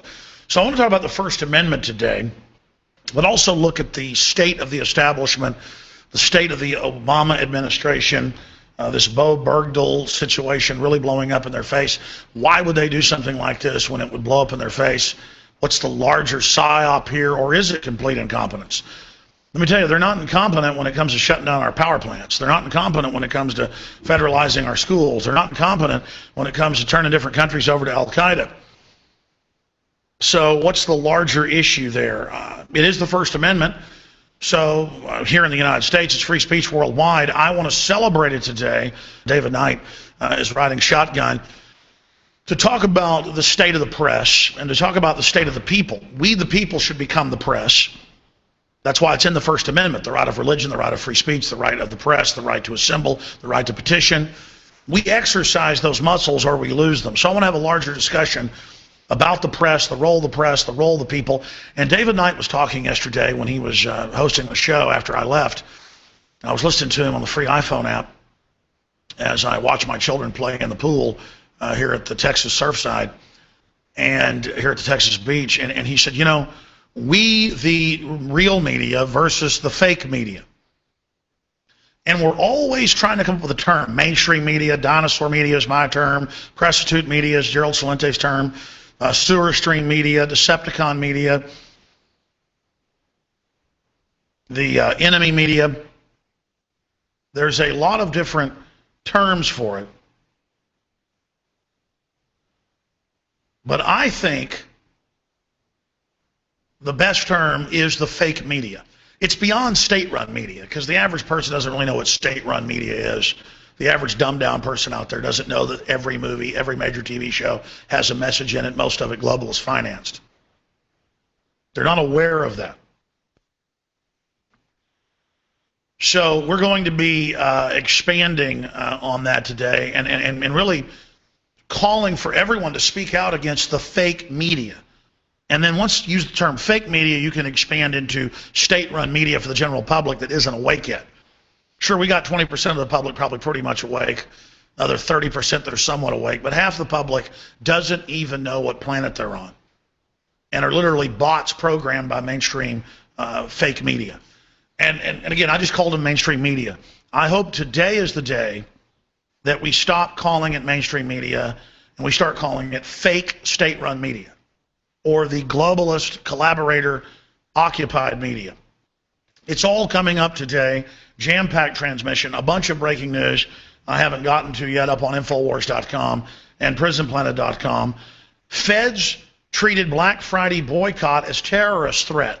That's a new article. That's right. Any type of free speech is terrorism in the land of tyranny. And in that spirit today, the 25th anniversary of the people of China, the most populous nation, 25 years ago today, trying to simply demonstrate peacefully in the Tiananmen Square, or the equivalent of, the Lincoln Memorial, like Martin Luther King did.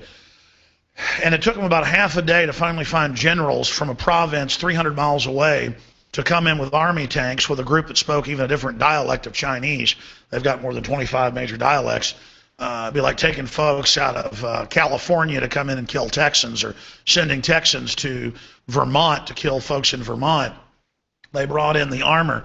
And we always see that famous photo of Tank Man, a video still that had to be smuggled out of the country later. Tank Man blocking a tank. But if you go and get the full photo of Tank Man, it shows more than 20 tanks backed up by one person. And no one knows what happened to Tank Man. Just like no one knows what happened to the unknown soldier. There's a photo. We should take a photo of it right now so we can show it on air. It's back in the back hallway, in between the shipping department, the warehouse, and the reporter area. There's a photo that my parents got when they were in Germany a few years ago visiting family that lives over there, who's in the military. Long story short, they were over there. And it's a famous photo of when they set up Checkpoint Charlie and weren't letting East Germans out of the country. And they would just machine gun men, women, and children, the communists would, the communist Germans. The Nazis just handed the baton off right into Soviet tyranny, so it worked perfectly, like a horse and carriage, of a East German soldier who is the 3-year-old boy, the toddler, gets tied up in the barbed wire, and that German soldier hands him across to his parents, and then he was disappeared and tortured and, we're told, killed, never to be heard from again, because he was an image of freedom and an image of humanity. And it's going to be that humanity that stops the globalists. That's why they want to go to robots, drones, automated systems, smart grids that spy on us and control us, because the globalists see us as a wild beast, 7,350,000,000 of us, that they must control, they must dumb down. And this broadcast is incontrovertibly opposed at a physical DNA level and a spiritual level against all forms of tyranny over the minds of humanity. I know that a free, open society produces the best country, the best nation, the best system. And every philosopher and historian of any worth says that's the case as well. So we know authoritarianism is not good for even the elite. We need an elite based on the fact that they're smarter, they're more intelligent, they're harder working, they're better looking, they create better literature, they're better authors, they're better lecturers, they're better scientists. And that will be an elite of every race, color, creed, and religion, and true diversity. Not an elite of centralized bankers who are using 5,000-year-old banking manipulation systems of where the money changers, the gold banks, the pawn shops of ancient Babylon and Egypt, and then right through Greece, Rome, to the goldsmiths and money changers of 500 years ago in Germany, the Rothschilds, 400 years ago, the Red Shields, where they would have 100 pieces of gold but loan out credit for 10,000 pieces of gold on pieces of paper or tally sticks or their seal on a letter. That's why those ink seals were so important, or the seals with the wax. You could be executed if you falsified seals or falsified signatures. If you ever see Lord Monckton's signature, it's like this incredibly complex thing that would take, you 10 years to learn how to do. It's this big, perfect design. That's because your mark couldn't be copied. And you wouldn't want someone to be able to copy it. That's where all this comes from.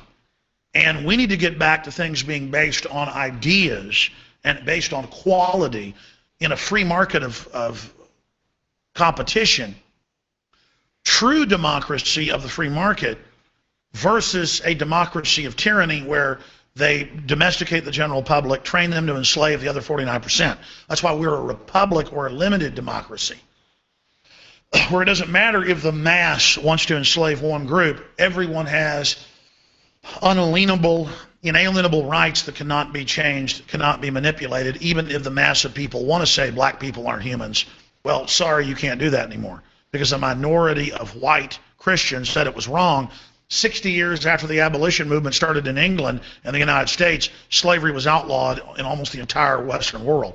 Still ongoing in Africa and the Middle East today. But no one wants to talk about that because it doesn't fit into the whole demonization of the West program. Now, continuing, ladies and gentlemen, in that spirit of free speech and the First Amendment, I want to open the phones up throughout the full 3 hours today, except for the 30 minutes when Estelin is on by himself with Knight. And just try to take about 20 calls an hour on any subject you want to discuss. But I would like to hear from you if you would like to comment on it. But it is open phones. First time, long time, agree, disagree. I would like to hear from you out there on the nature of what the First Amendment really means. Congress shall make no law respecting establishment of religion or prohibiting the free exercise thereof, or of the press, or the people's right to peaceably assemble and petition the government for a redress of grievances. I think I got it all right there. The point is, going from memory, it's all right there. It doesn't give us those rights. It points out what was already there. And so you use it or you lose it. And I know we all know that like muscles. You don't use them, you lose them, they atrophy. But I'll tell you, I didn't work out for more than 15 years and gained about 100 pounds. It's taken me 4 or 5 years of working out, changing my diet, and taking supplements. I've lost more than half of it, and I intend to lose the rest. And that's an incredible attribute of the body. I'm older, and I shouldn't be able to, reverse all I did when I was young, but I am, because that's how the body's designed if you don't turn it around too late. And it's the same thing for a country or a nation. We can turn ourselves around if we believe we can and rediscover the common sense narrative of freedom that's hiding in plain view. And the system knows a great time of change is coming and that we're at the bottom of a major decadence cycle right now. The system is aware of that. So it's moving in to try to suppress the people and admitting that on every front. They wanted to build their global tyranny, the architecture of oppression, quietly behind the scenes. But like a giant ship in a shipyard, when they finally remove the curtain and open the big gates and cut the blocks and the ship goes into the water, it's revealing itself. And the ship has been launched. The dreadnought tyranny is upon us. But it hid itself because it knows the power of the people. Cynicism, not believing in liberty, being lazy, not caring about others, thinking you get ahead by only caring about yourself is what brings down civilizations. But also caring about civilization but being manipulated into serving evil is what brings it down even faster. So it's not enough to care and be involved. You've got to be researched, and you've got to be involved in the right areas for the right causes. And the cause we're promoting is classic Americana, classic freedom, classic Renaissance, classic enlightenment, classic victory, classic success, classic chivalry, classic honor, classic truth, classic Bible, classic family, classic powerful male, powerful female role models, celebrating honor, celebrating beauty, celebrating justice, celebrating courage, celebrating being destroyed in the fight against the dragons of evil, or sometimes prevailing. But it is the great animating contest that Benjamin Franklin and Thomas Jefferson and George Washington talked about. Some of the news up on Infowars.com. Feds treated Black Friday boycott as terrorist threat. New documents reveal. Yeah, any form of knowing how to tie your shoelaces is terrorism. You just go watch football games, drink fluoride water, take vaccines, prepare to die of cancer. That's patriotism. Let the troops go die at the VA. Let them experiment on little black kids with pesticides till they die all over the country. No one gets in trouble. That was 8 years ago, New York, states where it broke. black, white, Hispanic, Asian kids, turned their oxygen off. Some of them died. Secret test, Joseph Mengele, don't get in trouble, federal government. National Institutes of Health. I mean, these people are demons. Not even the average cop at the Threat Fusion Center, but they're gathering data and getting used to seeing anyone who's good being listed as bad. Baltimore imposes daytime curfew on adolescents. That's right. As the society unravels, everyone will now be a criminal. They have nighttime curfews on adults in many areas of the country. Secret Service to track Twitter users in real time. Again, as if you're all terrorists. New reports. Bergdahl left note declaring intention to desert, renounce citizenship the night he walked off. I want to hear your take on Bergdahl. This is a total psyop now. There's no doubt. I want to go over a list of things on that front. The body count behind Bowe Bergdahl. Excellent report by Staff Sergeant Joe Biggs for Infowars.com.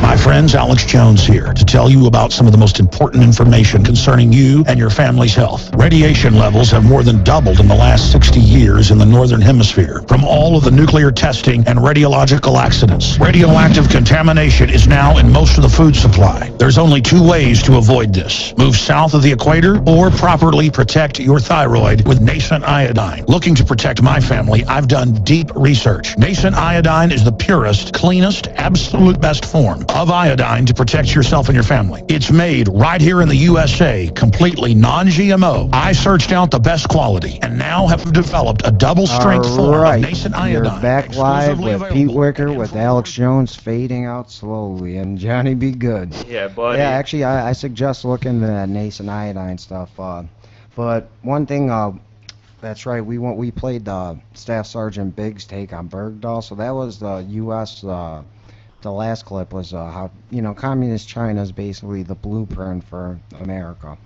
And also we wanted to point out that Elliot Rodgers, the psychopath blonde murderer, he literally posted what we played a day prior with more videos. We just played a very short clip, and no one picked up on it. And no one stopped him. He could have been stopped. They're watching and they didn't stop him. That's the sad part. Yeah. That's why those Twitter lifetime review WikiLeaks documents really kind of show you that they're not actually looking for the right things. No, they're looking not for at all. Political things. Of course. But it's time for the Truth Seeker social media questions of the week, brought to you by Johnny Be Good. Yeah, buddy, it's my favorite time. It's my favorite time. Yeah. I'm gonna try to be calm, but I can't guarantee nothing.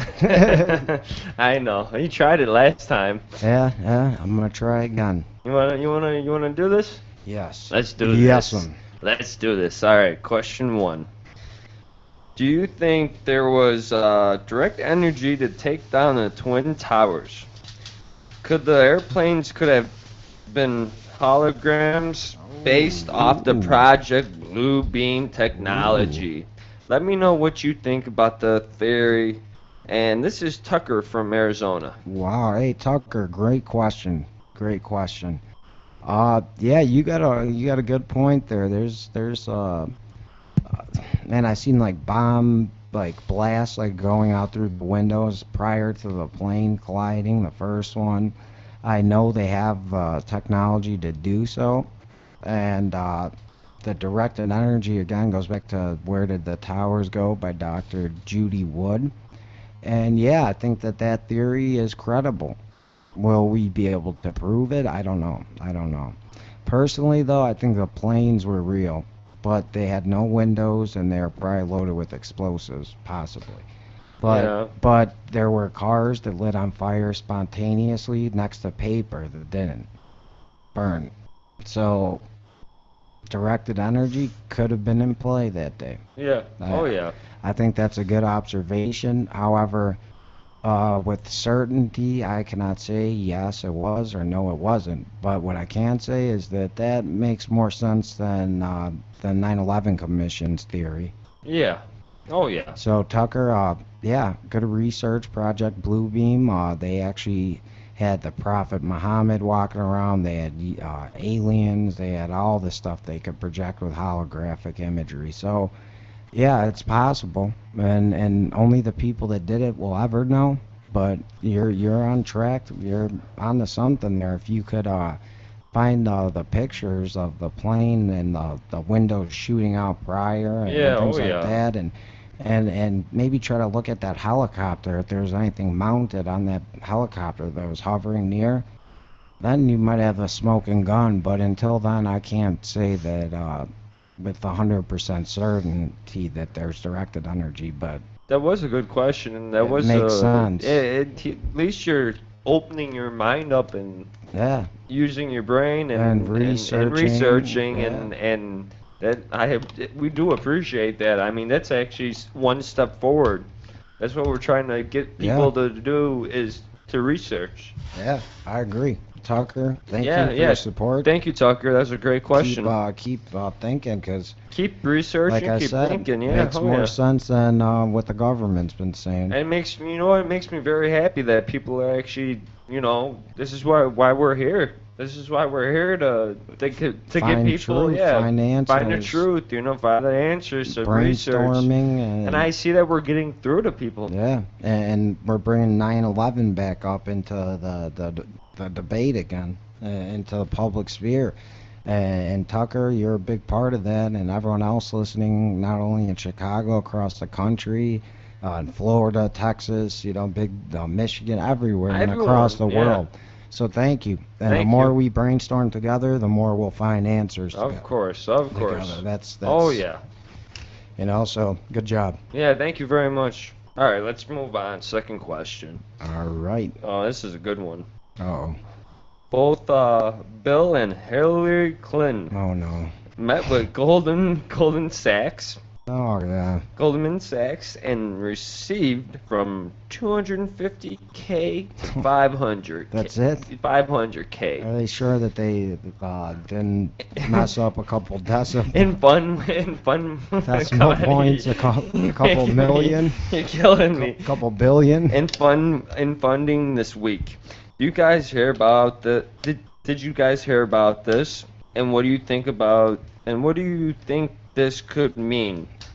Hillary 2016? Yes, I agree. I agree fully. That is really although dead on. The money given to them is not sufficient enough yet, but we don't know what they really got. Goldman Sachs, I mean, $250K to $500K, that's an estimate. It's like toilet paper. Yeah, maybe that was a payment for her book she just came out with. Yeah, it's way more money than that, but at least that's a very, very good question. Yeah, I mean, good observation too. That is 2016 behind the doors meeting again already with Goldman Sachs and a potential president candidate. I mean, look, with Hillary Clinton, like we were talking before, with the meeting, Goldman Sachs gave him money.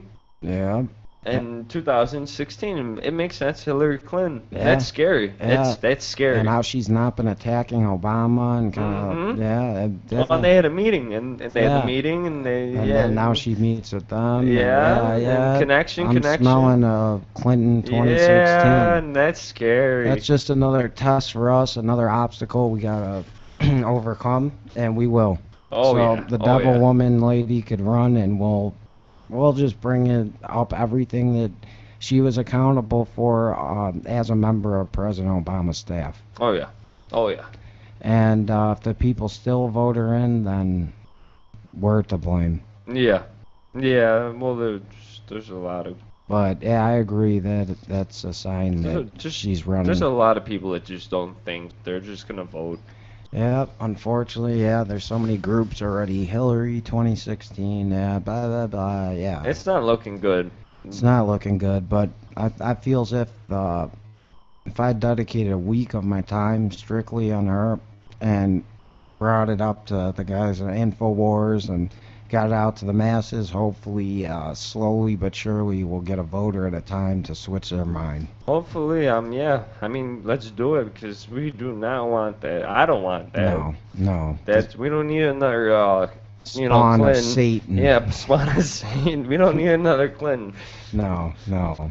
But, yeah, move on. Good question, and good observation, and yeah, thank you. We're gonna dig up just to see how much money they really gave her. To see if we could. That was lowball. That might have been $200,000 million. I mean, Goldman Sachs is not just gonna give 250 to 500, 250,000 payments of $1 million, maybe. To 500K, no, that's way too low. Way too low.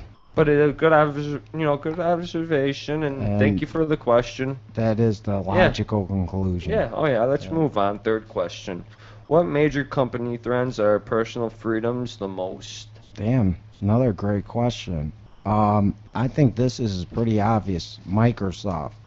Bill Gates, with the Xbox One being able to like look at your package when you're playing. They're basically spying on your children and staring at their private areas through the sensor. So I would say that's Fourth Amendment violation. They are known to give your information out. There's leaks, holes in Windows 8.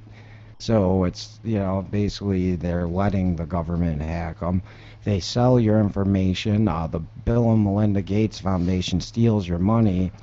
And he is also quoted as saying we should kill grandma to hire 10 doctors. And with his mingling in politics and global warming and this and that and internet too, I would say Microsoft and Bill Gates is the biggest company we should look out for besides Halliburton. I believe that this question is more targeting like companies that people use daily or use often, and Halliburton isn't used by your average person, yet almost every person has a association with Microsoft in one way or another. So, I agree with you. Microsoft all day. Yeah, good question. Again, another great question, and fans, you guys are awesome. I have to pick some good questions for you, Pete. Every week, man, and I'm telling you, everybody keep up the good work, keep digging for truth. Because we're going to dig it up, and the truth is going to smack these people in the face so hard, then Hillary Clinton could actually have an excuse for a legitimate concussion. Because the truth is coming, baby. There's a storm coming. It's a coming. Don't worry about it. And we're not talking about this one that still hasn't hit Chicago. We're waiting. We're waiting. We're waiting. We are waiting. It's about a half hour out. You said that a half hour that was ago. a half hour ago. but another great question. Thank you very much. And we'll move on. Let's go on. Fourth question.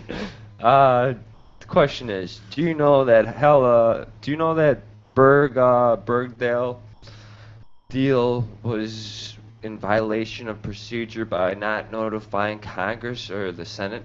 Can we hold Obama accountable?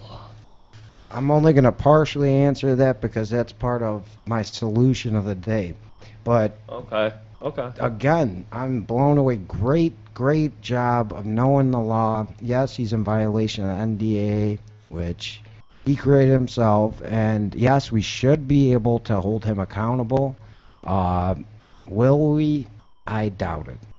I hate to be so down about it, but we've let his ass get away with so many other things that it's hard for me to imagine that we're gonna be able to hold him accountable for this, because we weren't able to hold him accountable for other things that are almost equally as bad. Obama gets away with everything. He's not accountable for it.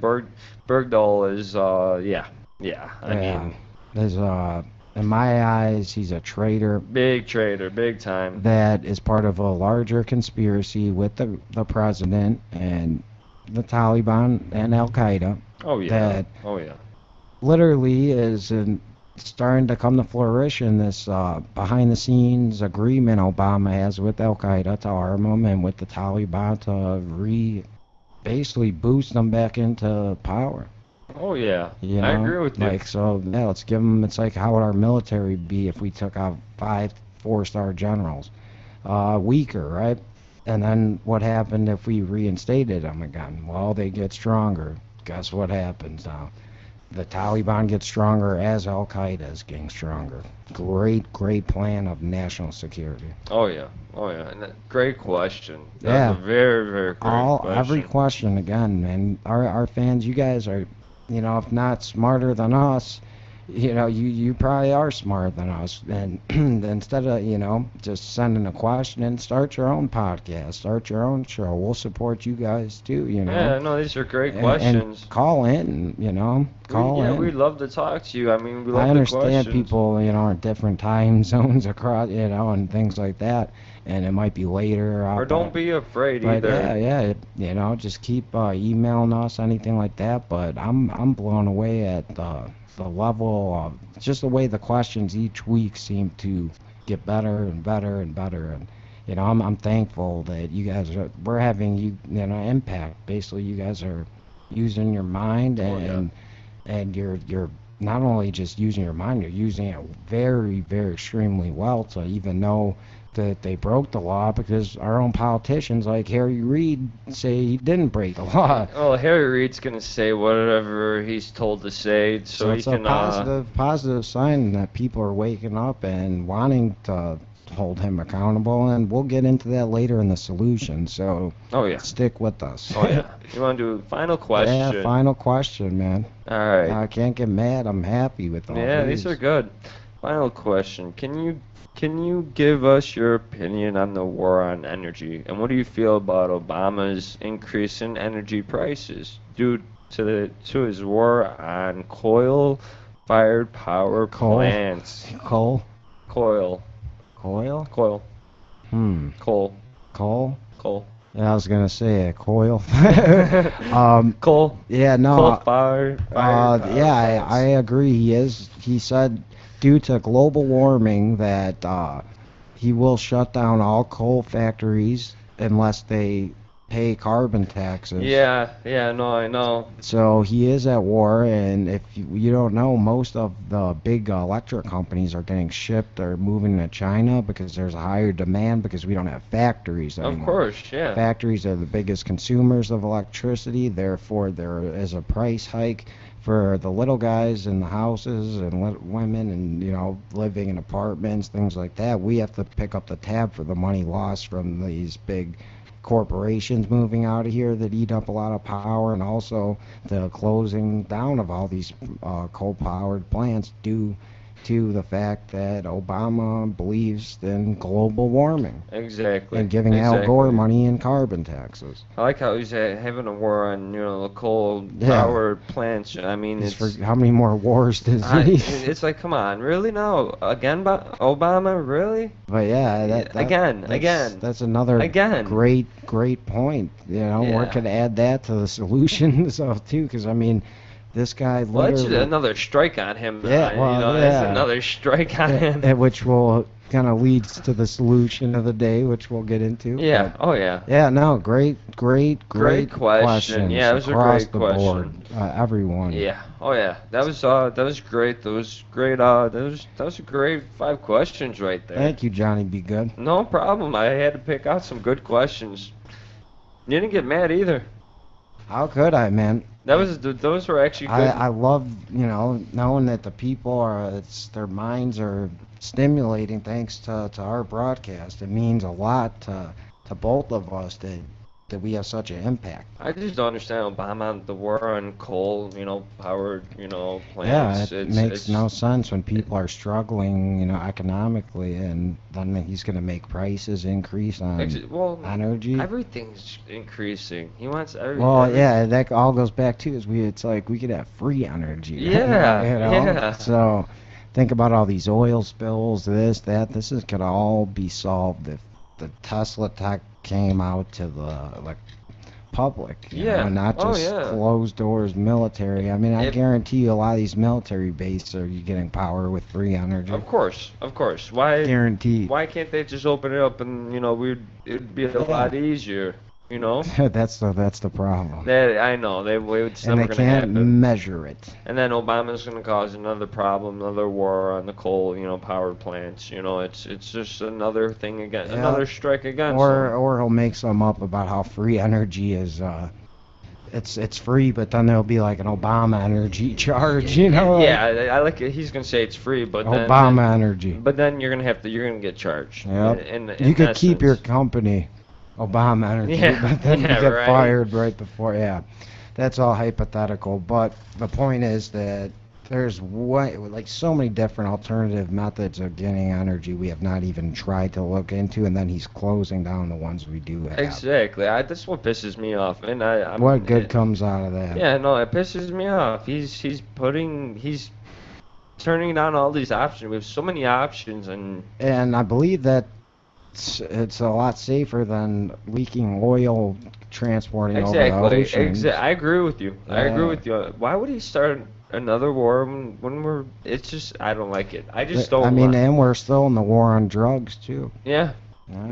He's just know. starting another He's thing. starting a war against people, against immigration. Yeah, You know. it's war on top of war on top of war. There's like thousands of illegal immigrants dumped into Arizona because they got thrown out of Texas. Yeah. You know, what about Mexico? Like I said, until we get our soldier back, they should all get sent back. Oh yeah. No, when I seen this question, I had to put it. It's just Yeah. another war that Obama is starting. You know. Yeah, he's been on this since day one. Oh, I know. Just it's been buried in the coverage, so it's gotten a good observation by the fans. Yeah. Oh yeah. Thank you for the question. All the questions were great. So we're at the latter end here of the show. Yeah. Oh and yeah. We're just gonna run through some other news quick. I mean, we touched a little bit on this new medical law, which gives doctors a private sit-down with children before the parents could come in. A parent in Michigan said no, blew the whistle on because they wanted to talk to her 17-year-old daughter. And the mom got confronted by people in the hospital, like basically saying she's crazy because she didn't want her daughter meeting with them. Yeah, and they pretty much were like, no, we're not gonna. And what this is for is that they literally want the child to sign over access for metadata, which would be, you know, our cell phone information, this, that, all your crap again, and that would help them treat you. Yeah. So whatever you post online could be used to say some whatever websites you go to. Again, metadata. That's all they care about, is trying to predict you through spying on you. Of course. So that's again goes into this, and that's the breaking up the family and putting the state ahead of the parents, which is ridiculous. They just and want to promoting like sex and promoting you know, just basically dishonor against your family. I mean, respect your mother and father, and that's more like F your mother and father. Well, yeah, that's what respect the state. Yeah, like we were talking earlier, break up the family and go with the state. You know, that's not how it should be. You know. Yep, and this is expanding. It's not just in Michigan. It's part of Obamacare. What people don't realize, the doctor's power is getting taken away, and they're using computers now to tell you. Yeah. And they have these computers at like Walmarts and things like that. And Jakari Jackson, the Infowars.com nightly news host and reporter, went and they told him he was obese and he's like 160 pounds. What? Yeah, so I mean, if we're relying on these things, we're all in trouble. If he's 160 pounds? Yeah. He weighs less than me. That's what they say. He weighs less than me. He's obese. You're obese. I'm obese? Yeah. Oh, man. Yeah, I must be obese too, and I'm like 150. So. I'm like $180, $185. Come on. Yeah, I mean, I lost like, man, like that's 30 pounds like in like a year and a half. So I mean, man, I was really obese like just a year I ago. mean, come on, really, 160. According to the computers linked to Obamacare at the Walmart thing. Yeah, and I wouldn't trust them one bit. And then they tell you take this. Yeah, take this. Yeah. You need this. Yeah, a damn computer. Okay. Sure, I'm gonna listen to your a computer over a doctor. Oh God, what a Well, I mean, it's like pick your poison, though. The rise of the evil machine. Oh yeah, the evil machines are coming. So yeah, we touched on the shooting, and it was in Seattle, and the kid, it was a Christian school. He saved lives with pepper spray and a good form tackle. probably played football. Yeah. And again, we're just showing you what pepper spray did. Simply pepper spray. Yeah. Now imagine a gun, stun gun. Stun gun. You know? Yeah. A tranquilizer gun. I mean, any of these things. Pop 'em with a tranquilizer gun. Yeah, I mean, a pepper spray and a teenager could do that. What could a well-equipped professional, either retired police or former military, do? Yeah. With a firearm. And the problem. Not even necessarily kill the kid either. No. They're good enough to shoot them and take them out and then restrain them alive. Or even just, you know, shoot them in the leg or in the arm, take them down, point at them, and then either they kill themselves or drop the weapon. Either you're gonna point at them and you're gonna scare them to death, and they're gonna freeze. They'll either kill themselves, freeze up, or drop the weapon. You tell them drop, point the weapon at them, drop the weapon. Yeah. And now if they don't and they look like even tear gas, pepper spray. There's so many other things. Have the teachers have a thing of like a grenade of like pepper spray. That'd be cool. And you could flood out the kid. Oh yeah. You know. So I mean, the school systems have done nothing. So what does that tell you? Do they really care that your kids are getting killed? No, because they haven't done nothing. They're too busy trying to make us wear bracelets to own guns. And that's not gonna work. That takes too long. I'm sorry, that takes way too long. So that's goofy. Imagine if the kid had to put a bracelet on and a code in to get the pepper spray and use it. The guy would have reloaded the shotgun. Yeah. So. Because he wouldn't get a normal gun that you'd have to, Yeah, you'd get an illegal gun. So if you had one of those biometric guns going against him, by the time he goes to reload and you go to punch in your code, I bet you he reloads before. Way quicker, yeah. He's not gonna get a legal gun. It's gonna be illegal. It's. God, wrong side. But you're right. And that's gonna always be like that. So then you put the good people at disadvantage. Of course, and that's not right. I mean. Not solving anything. No, not at all. Not one bit. We talked about Obama's disgraceful speech about how great they're treating the veterans in France on the 70th anniversary of D-Day. Again, we'd like to thank everyone who served at Normandy on that fateful morning and all those souls who didn't make it. And thank you again for, giving up your lives and risking your lives to provide us with the ability to speak on this platform here freely and an open society that was, on the decrease. But if it wasn't for you guys, we'd probably all be speaking German right now. So. Oh yeah. And we'd be the fascist states of America, even though we already are. You guys didn't. You prevented that from basically Hitler from taking over the world against insurmountable odds, and there's nothing we could say that could give you the credit you deserve. So thank you, everyone of the greatest generation, for all your actions. And I'm sorry that you had to have President Obama there to basically fill your head up with a bunch of BS, because if they were doing what he's doing to the vets now, to you guys wouldn't have taken that. No. You know? Just like with the lockdown, government shutdown. Yeah. When they tried closing off the memorial and the World War II vets. Yeah.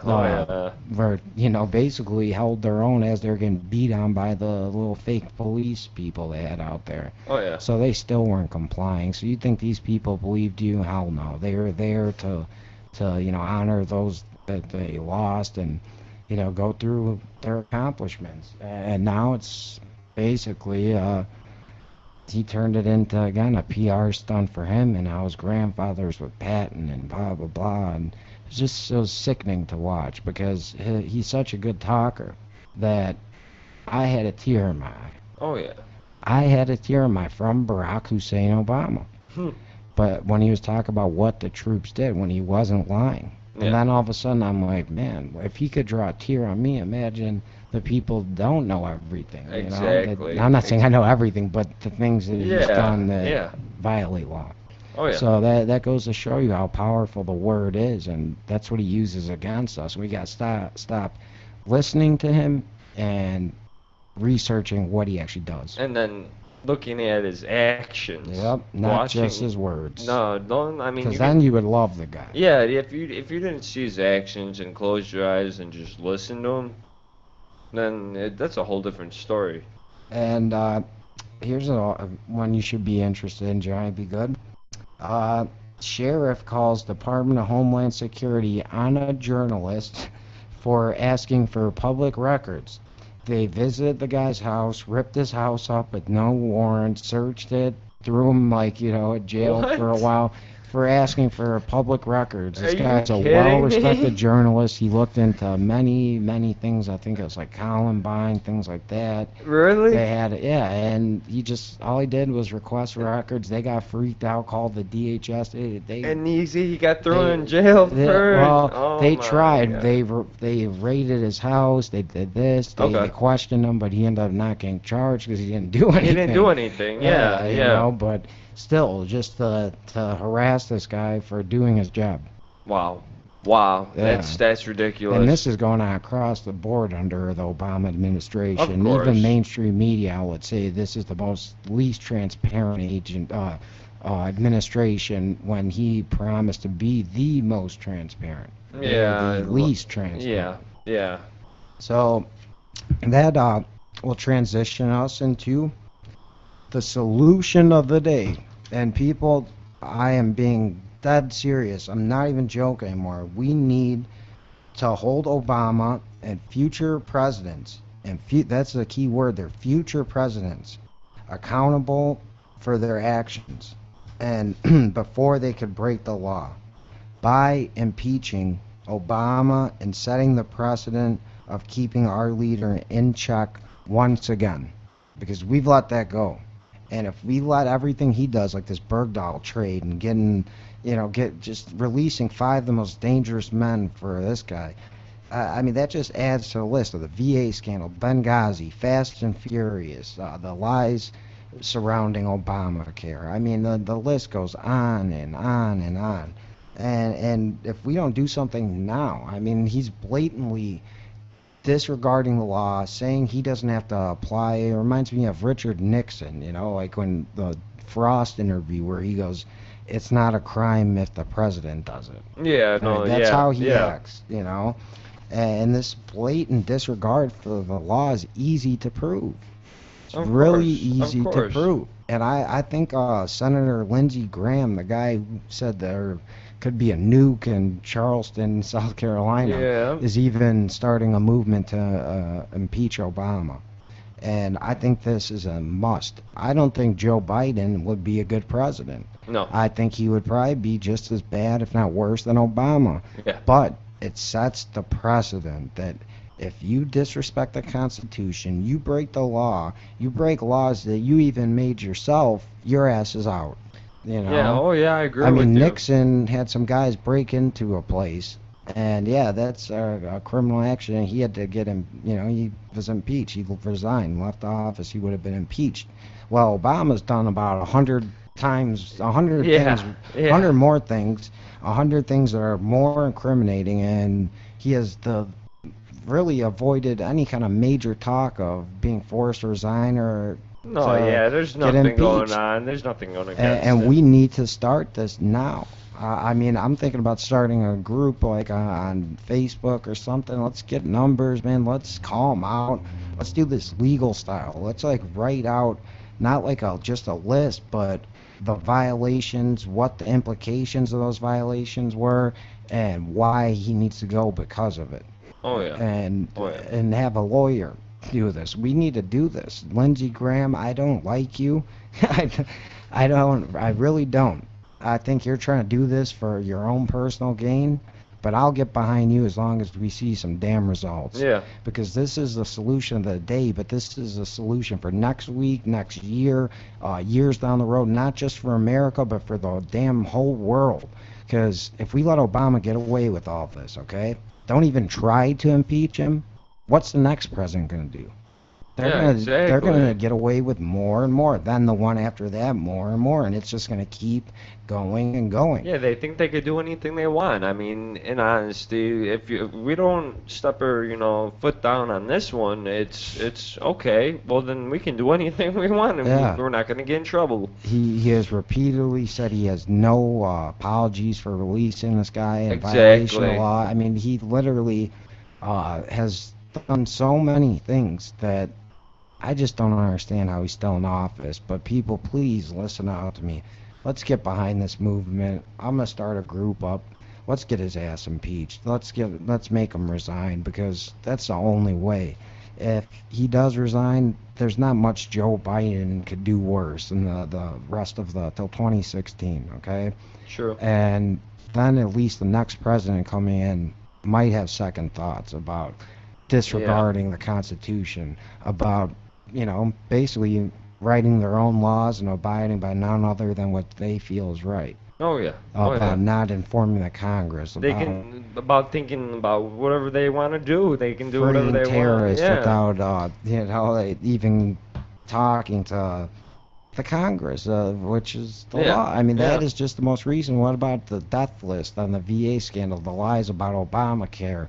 I mean, honest to God, Benghazi, they lied because they didn't want.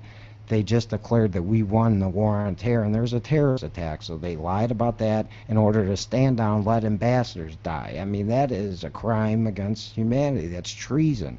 Just like this trade is treason. And we have the proof to basically get his ass impeached. And if we don't step up and do it, no one else will. So be that person. You could do it. We'll get a petition rolling and start a site, and we'll get the ball moving. But you guys got to pick it up. You got to back us up. Yeah, and post it, and let's really make this damn guy have to answer us one way or another. We need to, or we're screwed in the future, because they'll just keep going back to Obama and saying, oh yeah, we could do anything. No, we don't want that. We don't want that. And they're already, like Ted Cruz said, having debates about the First Amendment being illegal. I mean, an amendment to repeal the First Amendment. We better do something quick before it's too late, and then we can't do nothing at all. I agree. I agree fully with you. And that is the first solution, and the only solution of the day, because that right there, in my eyes at least, would lessen the tyrannical behavior of the next president. Oh yeah.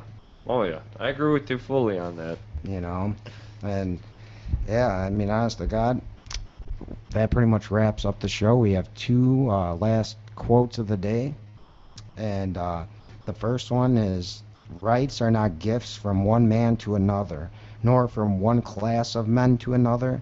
It is impossible to discover any origin of rights otherwise than in the origin of man. It consequently follows that rights appertain to man and rights of his existence, and must therefore be equal to every man. Thomas Paine. And that's the writer of Common Sense, which helped spark the Revolutionary War in 1776. The second quote is, the most effectual means of preventing the perversion of power into tyranny are to illuminate as far as practicable the minds of the people at large, and more especially to give them knowledge of those facts which history exhibits that are possessed thereby of the experience of other ages and countries. They may be enabled to know ambition under all its shapes, and prompt to exert their own natural powers to defeat its purposes. Thomas Jefferson in the Diffusion of Knowledge Bill, 1779, FE 2221, papers 2526. So that's Thomas Paine and Thomas Jefferson, and both of those right there are talking about our solution, which is getting Obama out of office, because he has become a tyrant. Those were great conclusions. Thank you very much, brother. And this was Truth is Stranger Than Fiction, podcast 16 on June 7th of 2014, and Liberty here in Chicago is on the rise, and tyranny will be defeated. We just need to exercise our strength in numbers, and that's my challenge to the listeners out there. So let's get active. Let's get this guy impeached. Let's get the ball rolling. Let's bring some attention to this. I know there's been other movements, but now the time is right. Yeah, time is right. Time is now. Because there's a lot of people from Democrats to Republicans to independents that all feel the same about his recent actions, and we're more united than ever because of his abuse. So let's use this time, not as a time to bitch and complain about how crappy it is, but to change for the better by getting him impeached or enforcing his resignation. I agree with you fully on that. That was perfect. And that's we need to act now. We need to act now. We can't mess around. We need to do this now, or it's not going to happen. Yeah, and I can't emphasize enough, like what Johnny B. Good just said, is we need to do this now. The time is right. Everyone feels it in their skin. You could feel it. There's a storm brewing against him, scandal after scandal. This is the time, not when Obamacare, not when the government was shut down because they were trying to blame people. Ted Cruz now, because now he himself has to be accountable for this hostage release and breaking the law, because he's admitted it and he has no regrets, and we have something tangible we could pin on him at this very moment. And it's big. It's not like it's a little thing. This is huge. This is huge. Yep. So people just ponder that. Think about what we could do together. Let's unite. And let's put our foot down, and let's just show that we're not going to put up with this crap. We're not going to sit here and take your abuse. We're not going to put up with your tyrannical government no more. And our next president isn't going to follow your lead. As a matter of fact, if he does, we'll kick him out too, or her out too. And that's the example. It needs to be set, and it needs to be set now. Yeah. Oh, yeah. I agree with you fully. So there you go, everyone. That's our final thoughts, and I just ask you, I beg you to take this serious, because we could get it done. We could get it done. We have the numbers. Now it's time to let our voices be heard. Let our displeasure be heard. Let all the things that he's done to each and every person that's affected them personally or affected people you know, it's time to make him feel the same pain that you feel, the same pain I feel, the same dissatisfaction that Johnny B. Good feels, the same anger, the same, just lack of remorse that he shows. Let's show on him. Oh, yeah. And let's turn the tables, and let's set the standard that if you're going to be a president for this country, you act with the interests of the people in mind, and that's it, because we're your boss. And let's restore that principle into our executive branch once again and turn this country around for the better. Yes, oh yes, and we got to show action. We have to show action. That's the thing. We can't just think about it. We can't just ponder about it. Can't just like a comment. You gotta. You have to share it. Yeah. Print it. Post flyers. Print out the facts of what he did, and get this guy. And literally, by doing this, we're saving our children. We're saving our grandchildren. Oh yeah. We might. This could be our last chance to save the country. Okay. That's how important it is. Oh yeah, I agree with you fully. If he's working for the interests of Al Qaeda, of the Taliban, and not us, and we the Americans, people are being put on domestic terrorist watch lists, we have problems. Oh, big problems. They're training to get us, people. This is what might be the last opportunity we have to do this in a non-violent way. We're not going to start it, no, but they will start it on us.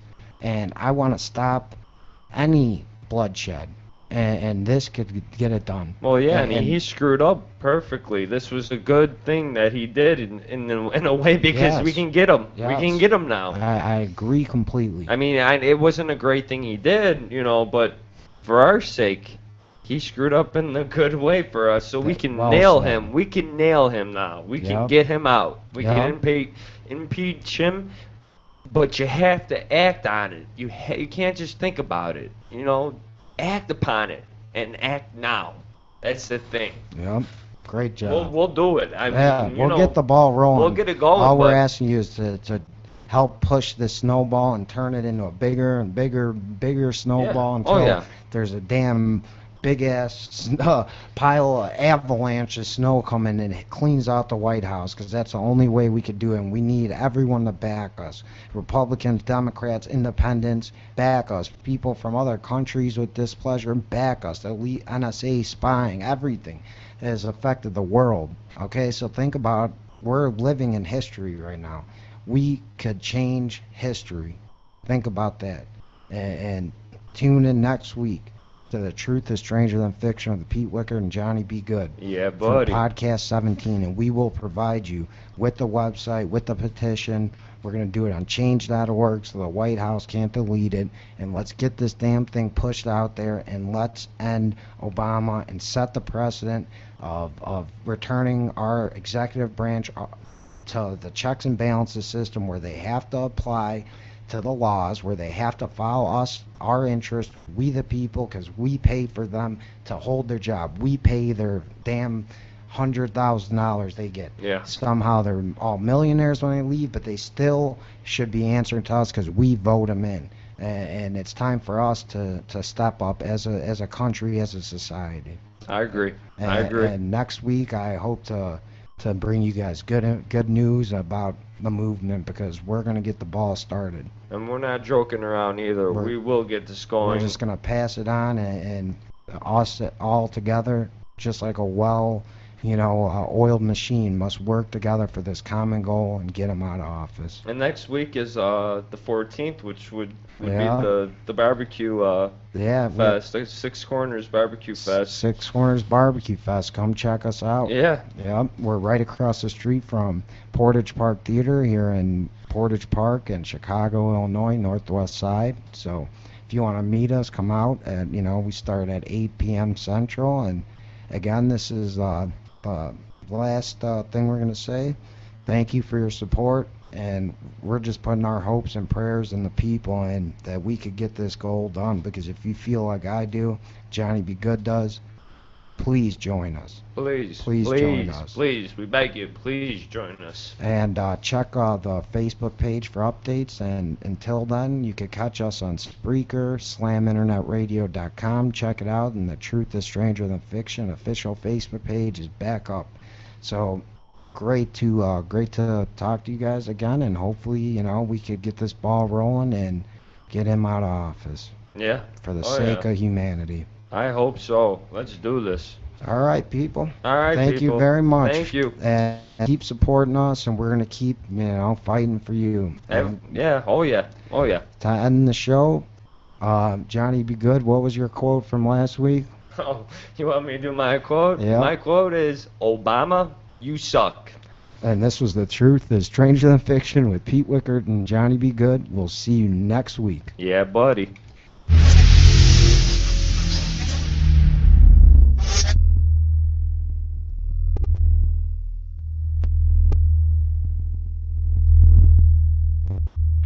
We're going to go to Chad in South Carolina in just a minute.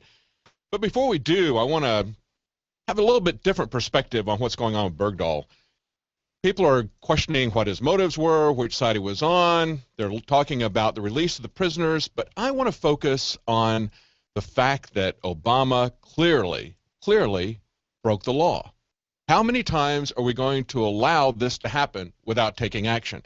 Even Dianne Feinstein is talking about Obama breaking the law now. Now, I know that when we get rid of Obama, there's going to be somebody just like him or just as bad, perhaps even worse, to take his place. They've got plenty of clones of Obama waiting in the wings to take his place. But how long are we going to allow our highest government officials to thumb their noses at the law? Now, this is what Democrat Dianne Feinstein said today. She said, "It comes to us with some surprise and dismay that the transfers went ahead with no consultation, totally not following the law." That's from that's from townhall.com. They report that. Totally not following the law. That's Dianne Feinstein. So if he's like totally not following the law, dude, can we impeach him, get rid of him, replace him with somebody else? I mean, even Joe Biden. It would at least be a warning. It would at least be a movement in the right direction.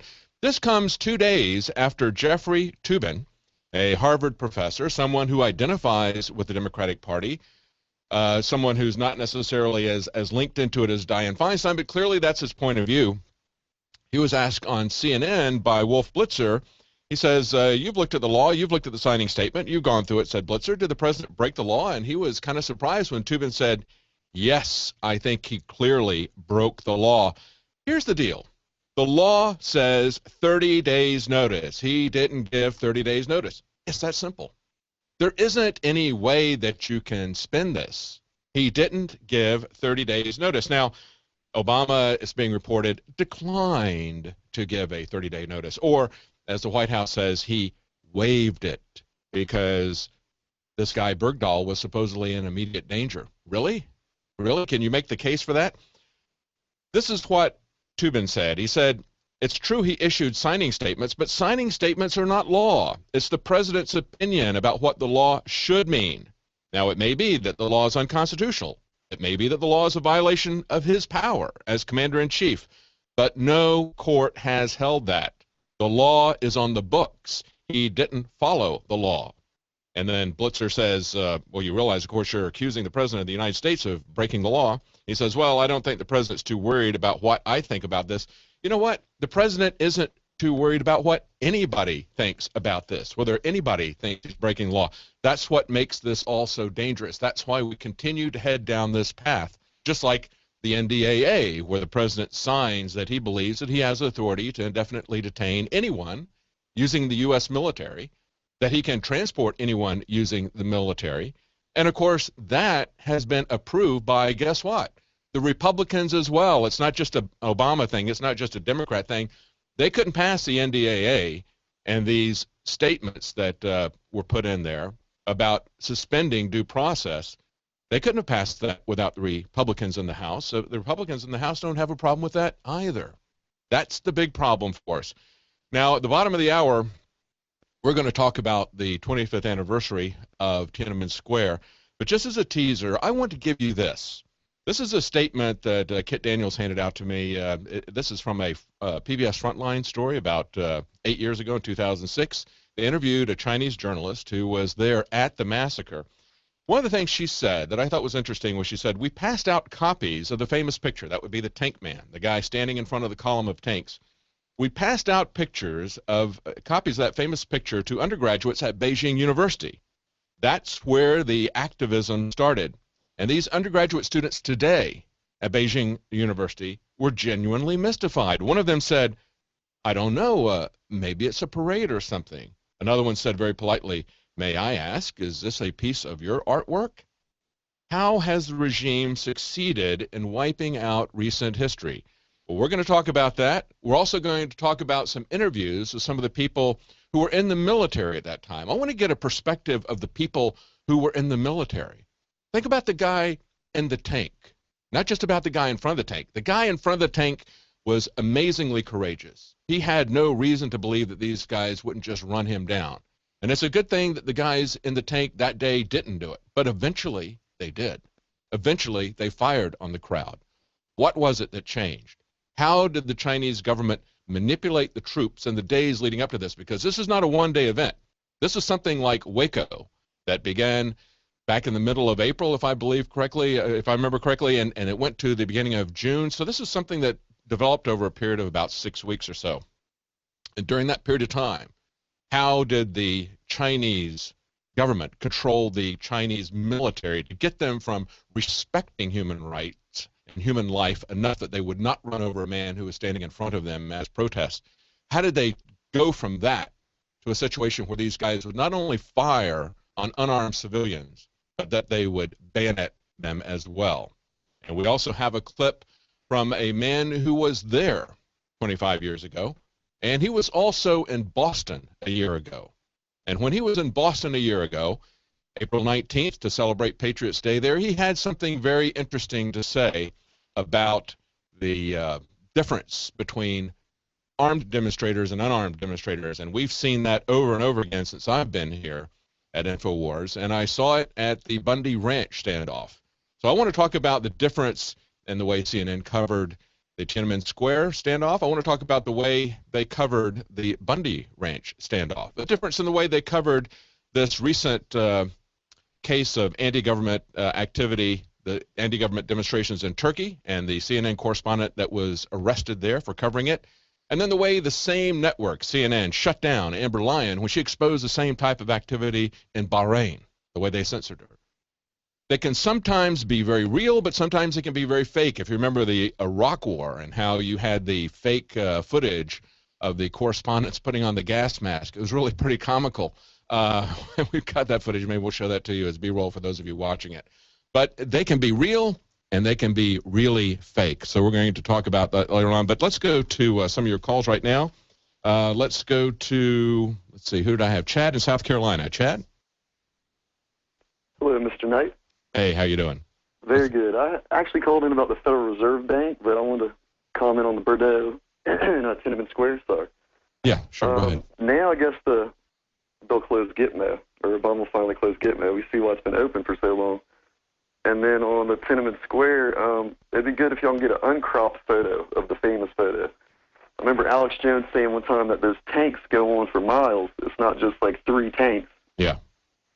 And then about the Federal Reserve Bank, it is a private bank, right? It's a private company? Yes, absolutely. Are they a monopoly? Yes, they are a They monopoly. have no competition. That's right. So like AT&T, and when they were a monopoly and they were broke down. Okay. So I wonder why like the Koch brothers and Donald Trump or somebody doesn't get together and compete with them. Maybe that's our like. Well, there was a Federal Reserve Act that was passed in 1913 that was manipulated by J.P. Morgan. He had manipulated a panic earlier before that. J.P. Morgan and other bankers got together ostensibly to keep from having any more bank panics, any more runs on the banks. And so they created the Federal Reserve System. It's a Federal Reserve Act. So essentially it's an act of the government creating that private monopoly. It is not essentially anymore, as people have said, it's no more federal than Federal Express, but they do have a monopoly on that. And of course, there's many aspects that we could talk about that. I would suggest that you take a look at a report that I did back at the 100th anniversary of the Federal Reserve, was just this last December. And I did a report called It's a Wonderful Lie, and I kind of compared the way, in It's a Wonderful Life, the way the banker in that movie manipulated a bank panic, the way he was driven to take over everything in that small town. I compared that to the history of the Federal Reserve. That was censored very quickly by YouTube, even though the entire movie, It's a Wonderful Life, was up on YouTube and has been up there for a couple of years and has had about 1 million views. They took down my political commentary that was just a few clips and my comments about it. They took that down, claiming copyright violation. That tells us where we are headed with CISPA, SOPA, ACTA, PIPA, these different means of censorship that are masquerading as copyright protection. The fact that they can take something down without any due process, without you having a chance to have your say-so about that. And that's something that we're going to be talking about later when we talk about the media. Thank you, Chad. Let's go to Will in Texas. Will? David, can you hear me? Yes, I hear. Go ahead. Hey, pleasure speaking with you. This summer is my 14th year as an info warrior, so great. It's a huge pleasure, speaking with you. Maybe I don't listen every day, but I listen regularly. I'm not sure if you've covered this there at InfoWars. My brother is a Border Patrol agent, South Texas, at the largest checkpoint, one of the largest checkpoints in the U.S., and he sent me a photo yesterday of just ranks of families coming from Mexico. And, I support immigration. I'm immigrating out of the United States myself, and so I'm going through an immigration process. So I respect them. He tells me that there are so many immigrants coming across that they're giving them notice to appear paperwork and then buying them a bus ticket anywhere inside the United States. And then that's been going on for almost 2 months, that they're just shipping them into the United States, just rank after rank of families. So I just wanted to let you guys know, and I'm trying to get some documentation so I can send it to Show Tips so you have some actual memos or something to work with. But if anyone else out there wants to cover that or look into it, that'd be awesome. Well, it truly is amazing, but it is also part of this globalist agenda. Throughout Europe, they have the Eurosceptic parties have been pushing back against the financial control. We're just talking, this last caller had questions about the Federal Reserve and central banks. What they were trying to do was enforce centralized global control through a currency, but another part of that was through uncontrolled immigration. Nowhere have they done that more so than in the United States. We simply cannot have open borders and a welfare state. It will bankrupt the country, but that's what they desire to do. They want to bankrupt the country and push us into competing groups that they can control, pitting one group against another. This is a story up from Paul Joseph Watson today. Secret Service to track Twitter users in real time. The federal agency will use a tool to send notification to users. This is from a request to purchase software, so we can learn from this, as Paul Joseph Watson has done so many times, this excellent research, looking through what the federal government is proposing to buy, finding out the capabilities and that they're looking for, the specifications, and we can see then what they're planning to do. Now, in this particular case, on this solicitation that was posted this week, the Secret Service announced that it intends to use the tool to undertake, listen to this, sentiment analysis, influencer identification. In other words, where are they getting their information? How do they feel about things? Access to their historical Twitter data, the ability to detect sarcasm. Oh, that would be good if they could start to learn how to do that. And heat maps that will show user trends. Not only that, but they're going to be able to send notification to users. So in case you're not intimidated enough by knowing that the government is watching and listening to everything you're doing, they can send you a direct notification to tell you and to intimidate you.